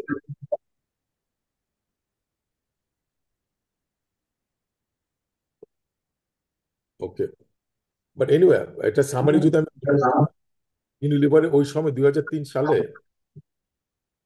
টোটাল ইম্প্যাক্ট হয়েছিল এই অপারেশনের সময় অ্যারাউন্ড 286 মিলিয়ন। এবং ওটা আমরা সাকসেসফুলি ওই বছরে আমরা manage to deliver mitigate the impact. তো এনিওয়ে আমি এগুলা কিছু স্কিপ করে যাচ্ছি for the sake of time. আচ্ছা, এখন আমি আরেকটু ক্রাইসিস যদি আমরা দেখি, এখানে কিন্তু অনেকভাবে ক্রাইসিস ম্যানেজ করা যায়। ইতিহাসটা আমি আনতেছি একটু পরে। ব্যাকগ্রাউন্ডে যদি বলি, political economic policies for restoring order. এখন আনফর্চুনেটলি বাংলাদেশ দেশে ইকোনমিক পলিসি চেঞ্জ করে যে নাইটমেয়ার। এবং এই জায়গাটা একটা লেবার আর কোম্পানি স্ট্রেংথের উপরে, মানে আমরা সব আমাদের যারা যে যে অর্গানাইজেশনে কাজ করি, প্রত্যেকের স্ট্রেংথ আছে, ওই স্ট্রেংথ আমাদের লেভারেজ নিতে হবে। ক্রাইসিসের সময় you should focus on your strength, not weakness. We should focus on weakness at some other time, not during crisis time. আর রিভিজিট মার্কেট প্রপোজিশন, যখনই ক্রাইসিস হয়, it's like a restart mode. আমরা যখনই crisis-এ পড়বো, first thing you should learn, আমি আগে যেভাবে কাজ করছি এইভাবে কাজ করলে এই ক্রাইসিস থেকে বেনিফিট নেওয়া যাবে না। So first thing you have to reposition yourself, নতুন করে আমার মার্কেট পজিশন নিতে হবে। কি করতে হবে? Mix for low income consumer, certain segment, আমি যেটা একটু আগে বলতেছিলাম, যারা মিড টু নিচের লেভেলে কনজিউমার, তারা extremely sensitive to their product pricing and product positioning. এই জিনিসটা ফার্স্টে চিন্তা করতে হবে। সেকেন্ড জিনিস হচ্ছে innovation two new consumer spending decision. আমাদের এই ক্রাইসিসে কনজিউমার কি লাইনে চিন্তা করতেছে, ওই ধরনের ইনোভেটিভ সলিউশন আমাকে দিতে হবে। So what work before is not going to work here. Generate affordable price innovation, মানে আমার এখন প্রাইস টেকনিকের মাধ্যমে হোক, কস্ট রিডাকশনের টেকনিকের মাধ্যমে হোক, we have to find innovative solution to not to increase the price. যেটা আমি কয়েকটা এক্সাম্পল দেখালাম, এটা প্রাইস প্যাকের ওজন কমাও হইতে পারে, প্রাইস কমাও হইতে পারে, বা কস্ট রিডাকশনের মাধ্যমেও সেটা করা যেতে পারে। অ্যান্ড চেঞ্জিং প্যাকেজিং ফরম্যাট আলাপ করলাম। অনেক সময় আমরা দিই যে হার্ডবোর্ড কার্টুনে একটা প্রোডাক্ট দিই, ওটা না দিয়ে আমি যদি র্যাপারে দিই, কস্ট 50% কমে আসবে। সো ওটাও আমরা করতে পারি। And choose between new brand versus existing brand equity. আমরা যদি মনে করি যে বেশি ফর্মুলেশন চেঞ্জ করলে বা কস্ট বেশি কমায় ফেললে প্রোডাক্ট কোয়ালিটি কম হবে, and that may dent my existing brand, সেই ক্ষেত্রে কিন্তু you can think of introducing a new brand as well. People will understand যে এটা তাহলে আমার যেন প্রিমিয়াম ব্র্যান্ড ইকুইটি ডিস্টার্ব না করে। ব্র্যান্ড বিল্ডিং আমি গেলাম না, এটা হচ্ছে মার্কেটিং এর লোকদের জন্য আর বেশি ইউজফুল হইতো। This is the time we can appropriate. আগে যদি আমি 100 টাকা খরচ করতাম ব্র্যান্ড বিল্ডিং এ market-এ, এখন ক্রাইসিসের সময় কিন্তু একই করা উচিত না। নিয়ম হচ্ছে কম্পিটিশনও কিন্তু খরচ কমায় দেয়, সেক্ষেত্রে আমিও খরচ কমায় দিব। সো এই জায়গাটাও একটা কস্ট রিডাকশন অপরচুনিটি থাকে। সাপ্লায়ার ম্যানেজমেন্ট, এখানে সাপ্লাই ম্যানেজমেন্ট কিভাবে হবে? আমি যেমন একটু আগে বলতেছিলাম, in case of forex crisis, local substitute তৈরি করা is very critical for your main র মেটেরিয়াল আইটেম যেখানে সম্ভব। তো এখানে সাপ্লাই আইডেন্টিফিকেশন করতে হবে, ডিটারমেন্ট সাপ্লায়ার্স ভ্যালু, ওদেরকে হেল্প করতে হবে। অনেক সময় ওদের কাছে ক্যাপাসিটি থাকে না, ওদেরকে আমাদের ক্যাপাসিটি দিয়ে হেল্প করতে হবে। Negotiate in a right basis, win win basis. এইভাবে যদি আমরা সাপ্লাই ম্যানেজ করতে পারি বা ভেন্ডার ম্যানেজ করা যায়, আগের থেকে যদি ইন অ্যাডভান্স কাজ করা যায়, এই ধরনের অনেক ক্রাইসিসে কিন্তু আমরা আগেই থেকে স্মুথ করে ফেলতে পারি। এখানে আমি স্কিপ করতেছি কিছু স্লাইড। ওয়ার্কিং ক্যাপিটাল ম্যানেজমেন্ট এই সময়, মানে always remember, in crisis cash is the king. হ্যাঁ, অন্য কোনো সময় না হইলো। এবং debt management also equally critical. Cash management and debt management one of the most critical of in economic crisis. And ওইটা যদি বলি তাহলে working capital will be one of the most most critical item. And you know the equation, আমি এখানে আর বড় lecture দিতে চাই না। You have to reduce receivable. You have to put disproportionate effort in your receivable collection, reduce stock level. But এটা cash management perspective, but এটা could be অন্য scenario হইতে পারে। অন্য সিনারিও বলতে আমি মনে হচ্ছে যখন কমোডিটি প্রাইস ইনক্রিজিং ট্রেন্ডে থাকে, তখন কিন্তু you can maintain high stock, no problem. But devaluation যদি হইতে থাকে, এই ধরনের ক্রাইসিস হইতে থাকে, তখন কিন্তু reduce stock is a good solution, because you can generate more cash. Increase trade credit terms by using relationship. এখানে বলা হচ্ছে ব্যাংকের সাথে ভালো রিলেশনশিপ ম্যানেজমেন্ট, ভেন্ডরদের সাথে we should increase the payment terms এবং রিডিউস ফাইন্যান্সিয়াল ক্রেডিটার্স। সো এগুলো যদি কাজ করি, very simple, all of you know, sector to sector vary করবে, আমরা কিন্তু ওয়ার্কিং ক্যাপিটাল ম্যানেজ করতে পারি। And I can tell you, আমার ক্যারিয়ারে, আমার 97-এর পর থেকে লাক্সের ক্রাইসিস আমি যেটা ইউনিলিভারে ফেস করি, তারপর থেকে আমি ইউনিলিভারের শেষ পর্যন্ত কাজ করছি। All along in my companies, I maintain negative working capital. So fundamentally, Unilever and Robi ran on using vendors fund, but others fund, let's put it that way. So that is the ultimate or height of working capital management. And if you can achieve that, you are a superstar. Financial measures অনেক ধরনের নেওয়া যায়, আমি অনেকগুলো already বলে ফেলছি, so I don't want to repeat that one. আর corporate investment, এখন একটা জিনিস কি আমি সবসময় বলি, and always remember that any crisis creates an opportunity. এবং এখানে অপরচুনিটি কি, এই সময় যখন ক্রাইসিস মোমেন্টে if you lobby with the government, government also একটা এম্বারেসিং সিচুয়েশনে থাকে, it is likely to be more effective. So you have to work harder to achieve something you could not achieve in the past. Gain through acquisitions. এখানে একটা জিনিস কি, এই যে ক্যাশের কথা আমি আগে কেন বললাম, ক্যাশ ইজ এ কিং। এই যে এই মুহূর্তে আই ক্যান টেল ইউ আমার কাছে মানে significant number of companies are up for sale. Some because of financial crisis, some because of the next generation don't want to get into this business. The other big group is they are tired of our local practices. They don't want to take that hassle. They want to get rid of their business. তার মানে হচ্ছে কি, আমার কাছে যদি এখন টাকা থাকে, এই ক্রাইসিসের সময় কিন্তু এমএনএ বা মার্জার এন্ড অ্যাকুইজিশন করা সবচেয়ে ইজি অ্যান্ড সবচেয়ে profitable. So if your organization has lot of money, whether in the form of debt or in the form of cash, that's the time to acquire new companies. You understand? So that is an opportunity area. Then build through reputation and PR. Crisis সময় if you stand behind your consumer, that's the time people will remember. আমি good টাইমে 100 কোটি টাকা খরচ করলে আমি যে পাবো, আমি ব্যাড টাইমে যদি 10 কোটি টাকা খরচ করি, people will remember that at that difficult time we stood behind them. So এই জায়গাটা একটা আমরা ইয়ে করতে পারি। অ্যান্ড অফকোর্স এক্সপোর্ট, যেটা আমি কখনো করি নাই, so for example we never exported. So if you can open export avenue, তখন কিন্তু আমার ক্যাপাসিটি ইউটিলাইজেশন থেকে শুরু করে ডিভ্যালুয়েশন ইম্প্যাক্ট মিটিগেট করা, এই ওই ধরনের অনেকগুলো প্রবলেম আমরা সলভ করে ফেলতে পারি। একটু আগে যাচ্ছি, চেঞ্জ ইন ইন্টারেস্ট রেট। আমি ইন্টারেস্ট রেট আমি খুব বেশি কিছু বলতে চাই না, সময়েরও অভাব। অ্যান্ড এখানে আমি জাস্ট কয়েকটি জিনিস হাইলাইট করতে চাই। There are two kind of interest rate. When we are in a crisis, একটা ইম্প্যাক্ট আসে আমার লোকাল, আমরা যারা লোকাল কারেন্সি ডিল করি তাদের জন্য একটু very simple. But always remember, যখনই লিকুইডিটি ক্রাইসিস হতে থাকবে, এখানে আমি একটা সাইন আমি দেখাতে পারি। এই স্লাইডটা যদি দেখি, আমরা কিছুদিন আগে দেখছি 9% থেকে হয়ে গেছে, এটা এখন 14-15% লেভেলে। এখন যদি 10% ইন্টারেস্ট রেট হয়, এটা স্টেট হবে আমার ইন্টারেস্ট পেমেন্ট দিবে $10,000। ইন্টারেস্ট ইন এটা কি বলছে, এটা যদি রেট বেড়ে হয় 15%, আমার $5,000 বেশি দেবো, সিম্পল ক্যালকুলেশন।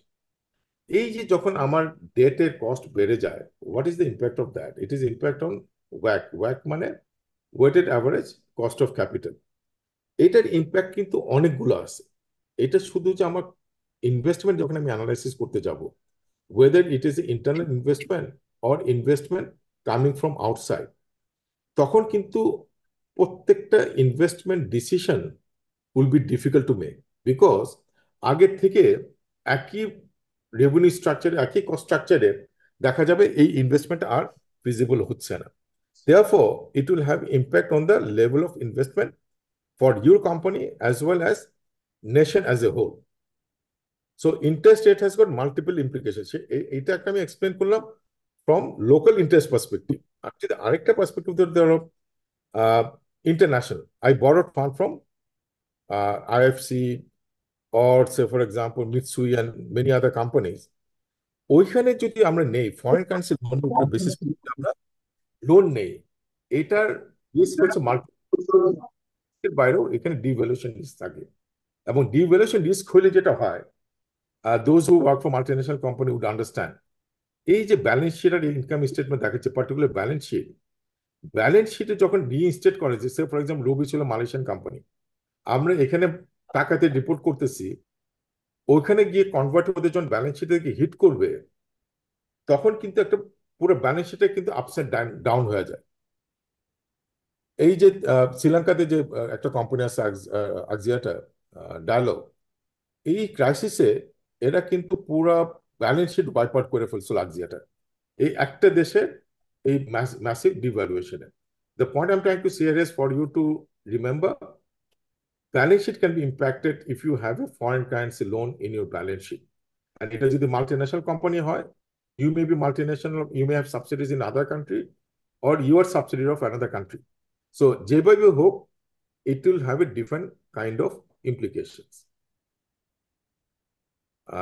আর এখানে আমি একটা জিনিস দেখার জন্য বলতেছি, এখন রিস্ক ফ্রি রেট কত?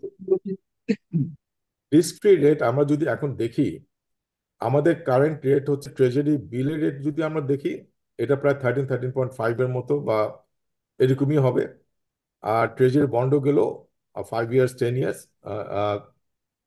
12.5 থেকে 14%-এর মধ্যে হোভার করতেছে। সো রিস্ক ফ্রি রেট যদি আমার কথা যদি 14% হয়, এখানে আমি দেখাচ্ছি 11%। প্রভিশন রাখতে হয় ব্যাংকে 2%, মার্ক আপ যদি করে ওরা 1 to 2%, এবং তাদের যদি ওভারহেড হয় 2 to 3%, just think about it, আমার ইন্টারেস্ট রেট কত হওয়া উচিত? So at this point of time আমরা বিভিন্ন কোম্পানি যে পরিমাণ ইন্টারেস্ট দিচ্ছি, still at a very lower level. আমার মতে এটা কোনোভাবে 15-16% লেভেলে হওয়ার কথা না, but it is likely to go up to 17-18% level very soon. So আমরা যদি ইন্টারেস্ট স্ট্রাকচারটা প্রপারলি অ্যানালাইসিস করি, আমরা দেখতে পারবো interest rate is going to go up even at a higher level than today in Bangladesh. So in summary, আমি summary এখনো করি না, আমি লাস্টে একটু ফাস্ট যাচ্ছি। এটা আমি একটা স্লাইড আমি অ্যাড করছি, আমাদের নাবিদ এই আমাকে জিজ্ঞেস করছিল, সেটা হচ্ছে এই যে অল্টারনেটিভ কারেন্সি নিয়ে এখন গ্লোবালি অনেক কথাবার্তা হচ্ছে, এবং আমি রবিতে থাকতে যখন চায়না এবং ইউএস এর মধ্যে হাড্ডাহাড্ডি লড়াই শুরু হইলো, ট্রেড ওয়ার, তখন কিন্তু একটা স্টেজে চায়না গভর্নমেন্ট টুকে হার্ড স্ট্যান্ড যে তারা ডলার ইউজ কমায় দিবে। এবং আমরা যখন ওয়াওয়ে বা এরিকসন থেকে ওয়াওয়ে থেকে যখন চায়না থেকে ইম্পোর্ট করতাম, তখন আমরা ডলারে ইম্পোর্ট করতাম, এলসি রে খুলে তো ডলারে। তখন ওরা আমাকে পুশ করা শুরু করলো, আমাদেরকে ওয়াওয়ে, ভাই তুমি আমার থেকে আরএমবি তে নাও। আরএমবি তে নিলে আমি আরএমবি তে নিয়ে আমি কেন রিস্ক নিবো তোমার কারেন্সি? হ্যাঁ, I don't understand currency well, I am not going to take risk. তখন নেগোশিয়েট করতে করে একটা স্টেজ বলে, ঠিক আছে তুমি আরএমবি তে নাও, I will give you I will take the forex risk.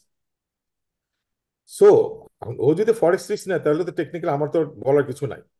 হ্যাঁ, and I'm also happy because if I reduce dependence on dollar, that my balance sheet looks better. But anyway, so এইভাবে কিন্তু আমরা negotiate করছি। But এখন একটা জিনিস interesting জিনিস development হচ্ছে, এই যে US is dominating the whole world with their US dollar. আমি বেশি ভিতরে যাব না, ব্রডলি। এবং এইটার স্ট্রেংথে তারা পাইছে যখন সৌদি বা মিডল ইস্ট তাদের অয়েল বেচা কেনা শুরু করছে ইউএস ডলার থেকে। এটার একটা নতুন চ্যালেঞ্জ আসতেছে সামনে। ব্রিক্স ইকোনমি সম্বন্ধে আমার মনে সবাই জানা আছে। BRICS is developing, they are having going to have their own currency, own economic bloc and so forth and so on. এটা হওয়ার পরে যেটা হবে, and I can tell you, the current ব্রিক্সের যে কনস্ট্রাক্ট বলা হচ্ছে, that size of economy will be bigger than the এটা কি বলে G7. So eventually that big, if they can successfully implement it, I mean, challenges and opportunities এখানে highlight করে দিয়েছি, if they can successfully do it, I can tell you US dollar will shrink like anything, and if US dollar shrink, it will also destroy the economy of US. কারণ US এর economy already in big trouble, they have got মানে trillion dollar of deficit, budget deficit. So এই ডলারের যদি ধাক্কাটা তারা খায়, they will not be able to sustain their progress any longer. So in summary যদি আমি বলি, ওই question perspective, I think all of you should open to any request for alternative, opening LC with alternative currencies, educate yourself on the challenges and also the opportunities. আমি এখানে এই স্লাইডগুলো আমি পাঠিয়ে দিব। সো there are challenges আছে, but to get used to and understand it, you have to try and pilot, and that's the way you can educate yourself. আর last slide আমার জন্য, অপরচুনিটিস ইন ক্রাইসিস। কিছু আমি আলাপ করছি, কিছু আমি আবার রিপিট করি। আমি অলওয়েজ রিমেম্বার, ক্রাইসিস অপরচুনিটি আনে only when you want to see that opportunity. আমি যতগুলো স্লাইড এই পর্যন্ত দেখালাম, মানে মাঝখানে, প্রত্যেকটি হচ্ছে cost accountant বা management accountant is not to calculate the cost, and they are there to help decisions. They are there to drive the business. They are there to guide the management to take profitable decision. এটা হচ্ছে তাদের কাজ হচ্ছে opportunity দেখায় দেওয়া। So any cost and management accountant, if they don't have that positive mindset and they don't look at opportunities in each and everything they do, they will not succeed in a effective way. So এখানে আমি একটা কথা একটু আগে আমি বলে ছাড়ছি, economic ক্রাইসিসে rich people Gates রিচার। আমি hundreds of statistics I can share with. In global যত ক্রাইসিস হয়েছে পৃথিবীতে, ওই ক্রাইসিসে দেখা গেছে যে যত বেশি বড় লোক কষায়, সে তার ডাবল ট্রিপল কামায় ক্রাইসিসের সময়। আর যে যত গরিব, সে তত মারা যায়। So that is the fundamental rule of crisis. তাই যদি হয়, তাহলে আমি কি করতে পারি এখন? ইউ হ্যাভ টু পুট, মানে ইউর অর্গানাইজেশন কোন লেভেলে, এটা you have to put yourself into ইট। Is your organization cash rich or have a very good standing with bank and you can borrow cash whenever you want? Then you are in a very, very good position to convert that crisis into opportunity. যারা mid লেভেলে আছে, they have to work hard to create opportunities. আর যারা lower লেভেলে আছে, they will really, really struggle to survive. For them, it will be survival question. So আমি যদি কয়েকটা point highlight করে, অলরেডি আমি বলছি acquisition of distressed assets. Even Bangladesh context, this is the right time to acquire new companies and make it bigger. Expansion of market share. এখন যেটা হবে কি, all of you have a competitor. আমি যদি ইউনিলিভারের কথা চিন্তা করি, ইউনিলিভারের কম্পিটিটর কে আছে? রিমার্কস আছে, স্কোয়ার আছে, অ্যান্ড সো অন। তো 5টা কম্পিটিটর আছে। 5টা কম্পিটিটর কিন্তু হেলথ পজিশন একরকম না। দুইটা দেখা যাবে competitor has got health. Health থাকলে কি হবে? এই ক্রাইসিসে they will become even weaker. এই উইকার হইলে, that is the time as a market leader, if you or market strong player, if you hit them hard, they will lose their volume and you can easily gain their volume. Market যদি ভালো থাকতো, তখন এই ভলিউমটা কিন্তু আমরা পেতে পারতাম না। সো এটা একটা বড় অপরচুনিটি ফ্রম মার্কেট অ্যাগ্রেশন পার্সপেক্টিভে। যেহেতু আনএমপ্লয়মেন্ট হয়, লেবার সাপ্লাই বাইরে যায়, ডিমান্ড কম থাকে, লেবার রিসোর্স কমে যায়। Renegotiation of lease and contracts. Whenever you're in crisis, I can tell you, first thing you should do, renegotiate all the existing contracts, whether it is a transport hook, rental hook, each and every contract you review, and I can guarantee you, you can get 10 to 20% savings anytime. Diversification into recession resistant markets. You have to diversify product, যেটা আমি বললাম, এটা premium প্রোডাক্টকে, ব্র্যান্ডটাকে, ইকুইটিকে নষ্ট না করে নতুন একটা low cost product আমরা ইন্ট্রোডিউস করতে পারি। Strategic partnership and mergers. I've already talked about acquisition. আসলে এটা কি ক্যাটাগরিতে পড়ে? Increase focus on customer retention and loyalty programs. So customer remains the king. কারণ আমি যদি এই সময় কোনোভাবে কাস্টমারকে ছাড়া যাবে না, we have to keep them happy by whatever means it is. And government incentives and support programs. আরেকটা জিনিস মাথায় রাখতে হবে, যে যখনই এই ধরনের ক্রাইসিস এগ্রাভেট করে, government always come up with some incentive plan. Be well prepared to avail that kind of plan. So sorry to say, আমাদের যারা মেম্বার এখানে আছে, যারা রিচ পজিশনে আসেন, they might be feeling very happy and good. হ্যাঁ, আমি এখন গিয়ে এই কাজগুলো করতে পারবো। For those who are on the bottom side of the pyramid, they will be fighting for survival. I have full sympathy for them. আর যারা মাঝখানে আছে, they can swing on both sides. So let's hope for the best. So that's it from my side. I'm happy to take few questions if time permits. ধন্যবাদ সবাইকে। Thank you, sir. The floor is open for a question and answer session. Participants on Zoom who wish to ask question, please raise your hands or type your question in the chat box. Anyone who want to ask question from here, you can raise your hand. We will get you over. Anyone want to ask questions?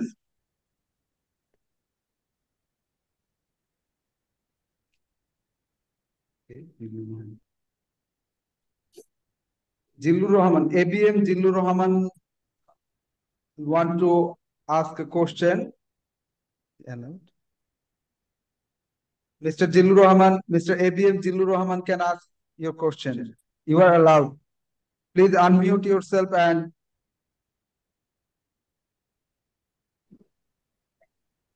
আসসালামু আলাইকুম। ওয়ালাইকুম আপনি আসসালাম। শুনতে পাচ্ছেন? জি, শুনতে পাচ্ছি। আচ্ছা, আমার প্রশ্ন হলো, আপনি যে এক্সাম্পল গুলি দিলেন এবং বললেন, এইগুলি মোটামুটি প্রাইস গুলি আসলে ফ্রি, মানে ফ্রি ইন যেগুলি প্রাইস গুলি গভর্নমেন্ট দ্বারা রেগুলেটেড না।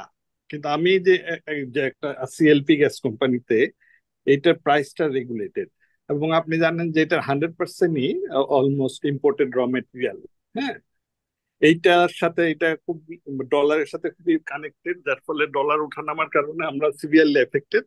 হোয়ারেজ এটার প্রাইসটা গভর্নমেন্ট সেট করে দিচ্ছে বাংলাদেশ এনার্জি রেগুলেটরি কমিশনের মাধ্যমে। হ্যাঁ, কাজে আমার উপরের লেভেলটা সিল করা, এর উপরে আমি যেতে পারি না। হোয়ারেজ কস্টটা আমার বেড়ে গেছে, ইনফ্লেশনের কারণে হোক, ডলারের ক্রাইসিসের কারণে হোক। সেই ক্ষেত্রে আপনি যে স্ট্র্যাটেজিগুলি বললেন, এগুলি অ্যাপ্লাই করা যাচ্ছে না। হ্যাঁ, হুম, সেক্ষেত্রে আপনার সাজেশনটা কি? এর বাইরেও যে যা বলছেন, তার হুম, বাইরেও হুম। যে কোনো সলিউশন আছে কিনা, থাকলে একটু বলবেন। ধন্যবাদ। না, ধন্যবাদ। ধন্যবাদ। আমার মনে হয় চমৎকার question. It's a very unique proposition. এই ধরনের কিন্তু অনেক ব্যবসা আছে, মোস্টলি কমোডিটি টাইপের ব্যবসা। অ্যান্ড এলপিজি এখানে কিন্তু ইজ কাইন্ড অফ কমোডিটি, যেখানে জিল্লুর ভাই যেটা বললেন, এক নাম্বার হচ্ছে আমার ইম্পোর্ট করতে হচ্ছে ডলারে, এবং আনার পরে আমার এটা প্রাইসে ফিক্স করে দিচ্ছে গভর্নমেন্ট। তো আমার ম্যানুভারিং তো জায়গাটা কোথায় থাকতেছে? আমি একটা বলবো যে ম্যানুভারিং এর কয়েকটা জায়গা আছে যেখানে আপনারা ফোকাস করতে পারেন। একটা, হেজিং দ্য ডিভ্যালুয়েশন রিস্ক।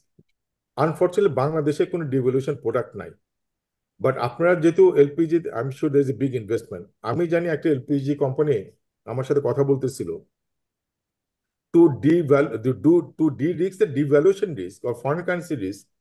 ওরা বলতেছে যে এটা তো আমার ইম্পোর্ট করতে টাকা লাগে, can I have a export oriented industry by which I will export, and আমি ওইভাবে এক্সপোর্ট দিয়ে আমি এটাকে মিটিগেট করব। It's not a ideal solution, but অনেক বড় বড় এলপিজি যারা কোম্পানি তারা কিন্তু ওই লাইনেও চিন্তা করতেছে। এটা আমার ইম্পোর্ট বেসড ইন্ডাস্ট্রি, আরেকটা আমি এক্সপোর্ট বেসড ইন্ডাস্ট্রি যদি তৈরি করতে পারি, এটা মিটিগেট হতে পারে। এক নাম্বার।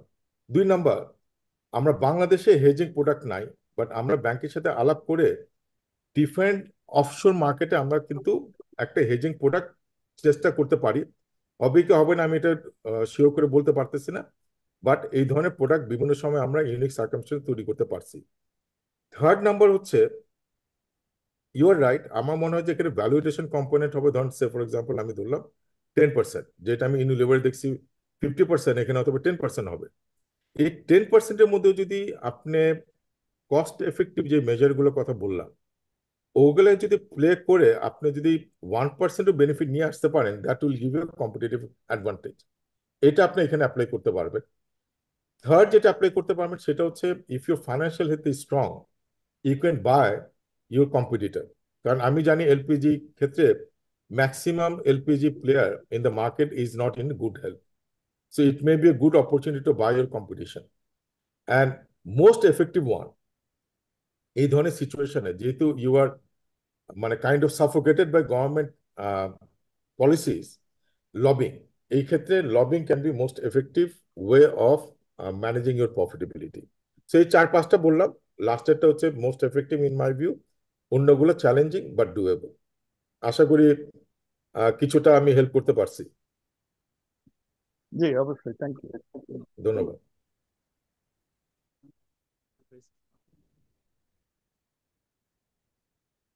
আর কেউ? anyone else having any queries? So if you don't have any queries, we can conclude the question and answer session.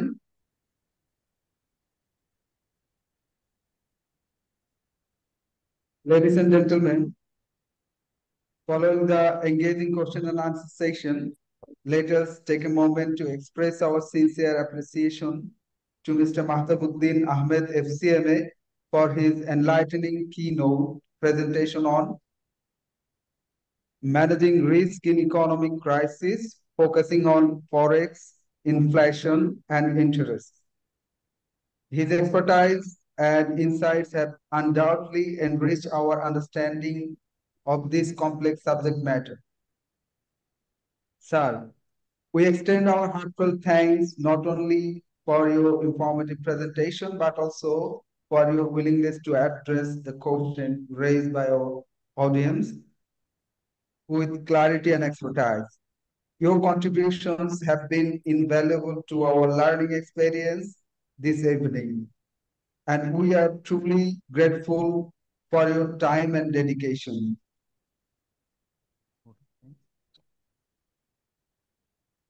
As we draw closer to the conclusion of this insightful evening, I'd like to express our sincere appreciation to all our distinguished guests, speakers, and participants.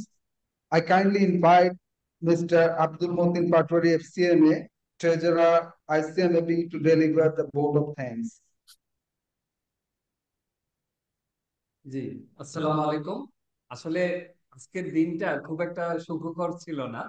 এত ডিভিটেশনের মধ্যেও আপনারা যারা কষ্ট করে এসেছেন সবাইকে ধন্যবাদ। আসলে আমাদের যিনি রিসোর্স পার্সন, আপনারা সবাই ওনাকে চিনেন, আমাদের ভাইস প্রেসিডেন্ট, আমাদের খুবই পরিচিত মুখ। এবং ওনার প্রেজেন্টেশনটা দেখে বোঝা গেল যে উনি 80টা স্লাইড তৈরি করেছিলেন। উনি আসার জন্য অর্ধেক এসেও ছিলেন, পরে আবার রিটার্ন করেছেন। এত কিছুর মাঝেও আমি ওনাকে ধন্যবাদ দেই যে উনি অনেক পরিশ্রম করেই কিন্তু স্লাইড গুলো তৈরি করেছেন এবং আমাদেরকে ডেলিভারি দিয়েছেন। এই সব কিছুর মাঝে আজকে আমাদের অনুষ্ঠানটা আমি মনে করি যে আংশিক সফল হয়েছে। ভবিষ্যতে হয়তো এই জিনিসটা নিয়ে আমরা আবার হয়তো পুনরায় একটা সেশন করার চেষ্টা করব, যাতে ওনার মেধা পরিশ্রম আমরা যাতে আরো কিছু শেয়ার করতে পারি। আমার মনে হয়েছে যে আজকের অনুষ্ঠানের মাধ্যমে আমরা কিন্তু অনেক কিছুই শিখেছি। আর একটু যদি উনি আমাদেরকে সময় দিতে পারতো তাহলে হয়তো একটু ভালো হতো। আর সবাইকে ধন্যবাদ জানাই। আমি মনে হয় যে আজকের অনুষ্ঠান শেষ করি, যেহেতু অনেক রাত হয়েছে, আবার ব্লকেজের কারণে হয়তো সবাই কষ্ট হতে পারে। সবাইকে অনেক ধন্যবাদ, বিশেষ করে আমাদের রিসোর্স পার্সনকে এবং আমাদের ভাইস প্রেসিডেন্ট সাহেবকে ধন্যবাদ জানিয়ে আজকের অনুষ্ঠান আমরা শেষ করছি। আল্লাহ হাফেজ, আসসালাম। ধন্যবাদ সবাইকে। ডিনার ওয়ালাইকুম। জি, ডিনার গেটে যেখানে আমরা রেজিস্ট্রেশন করেছি ওখান থেকে নিয়ে যেতে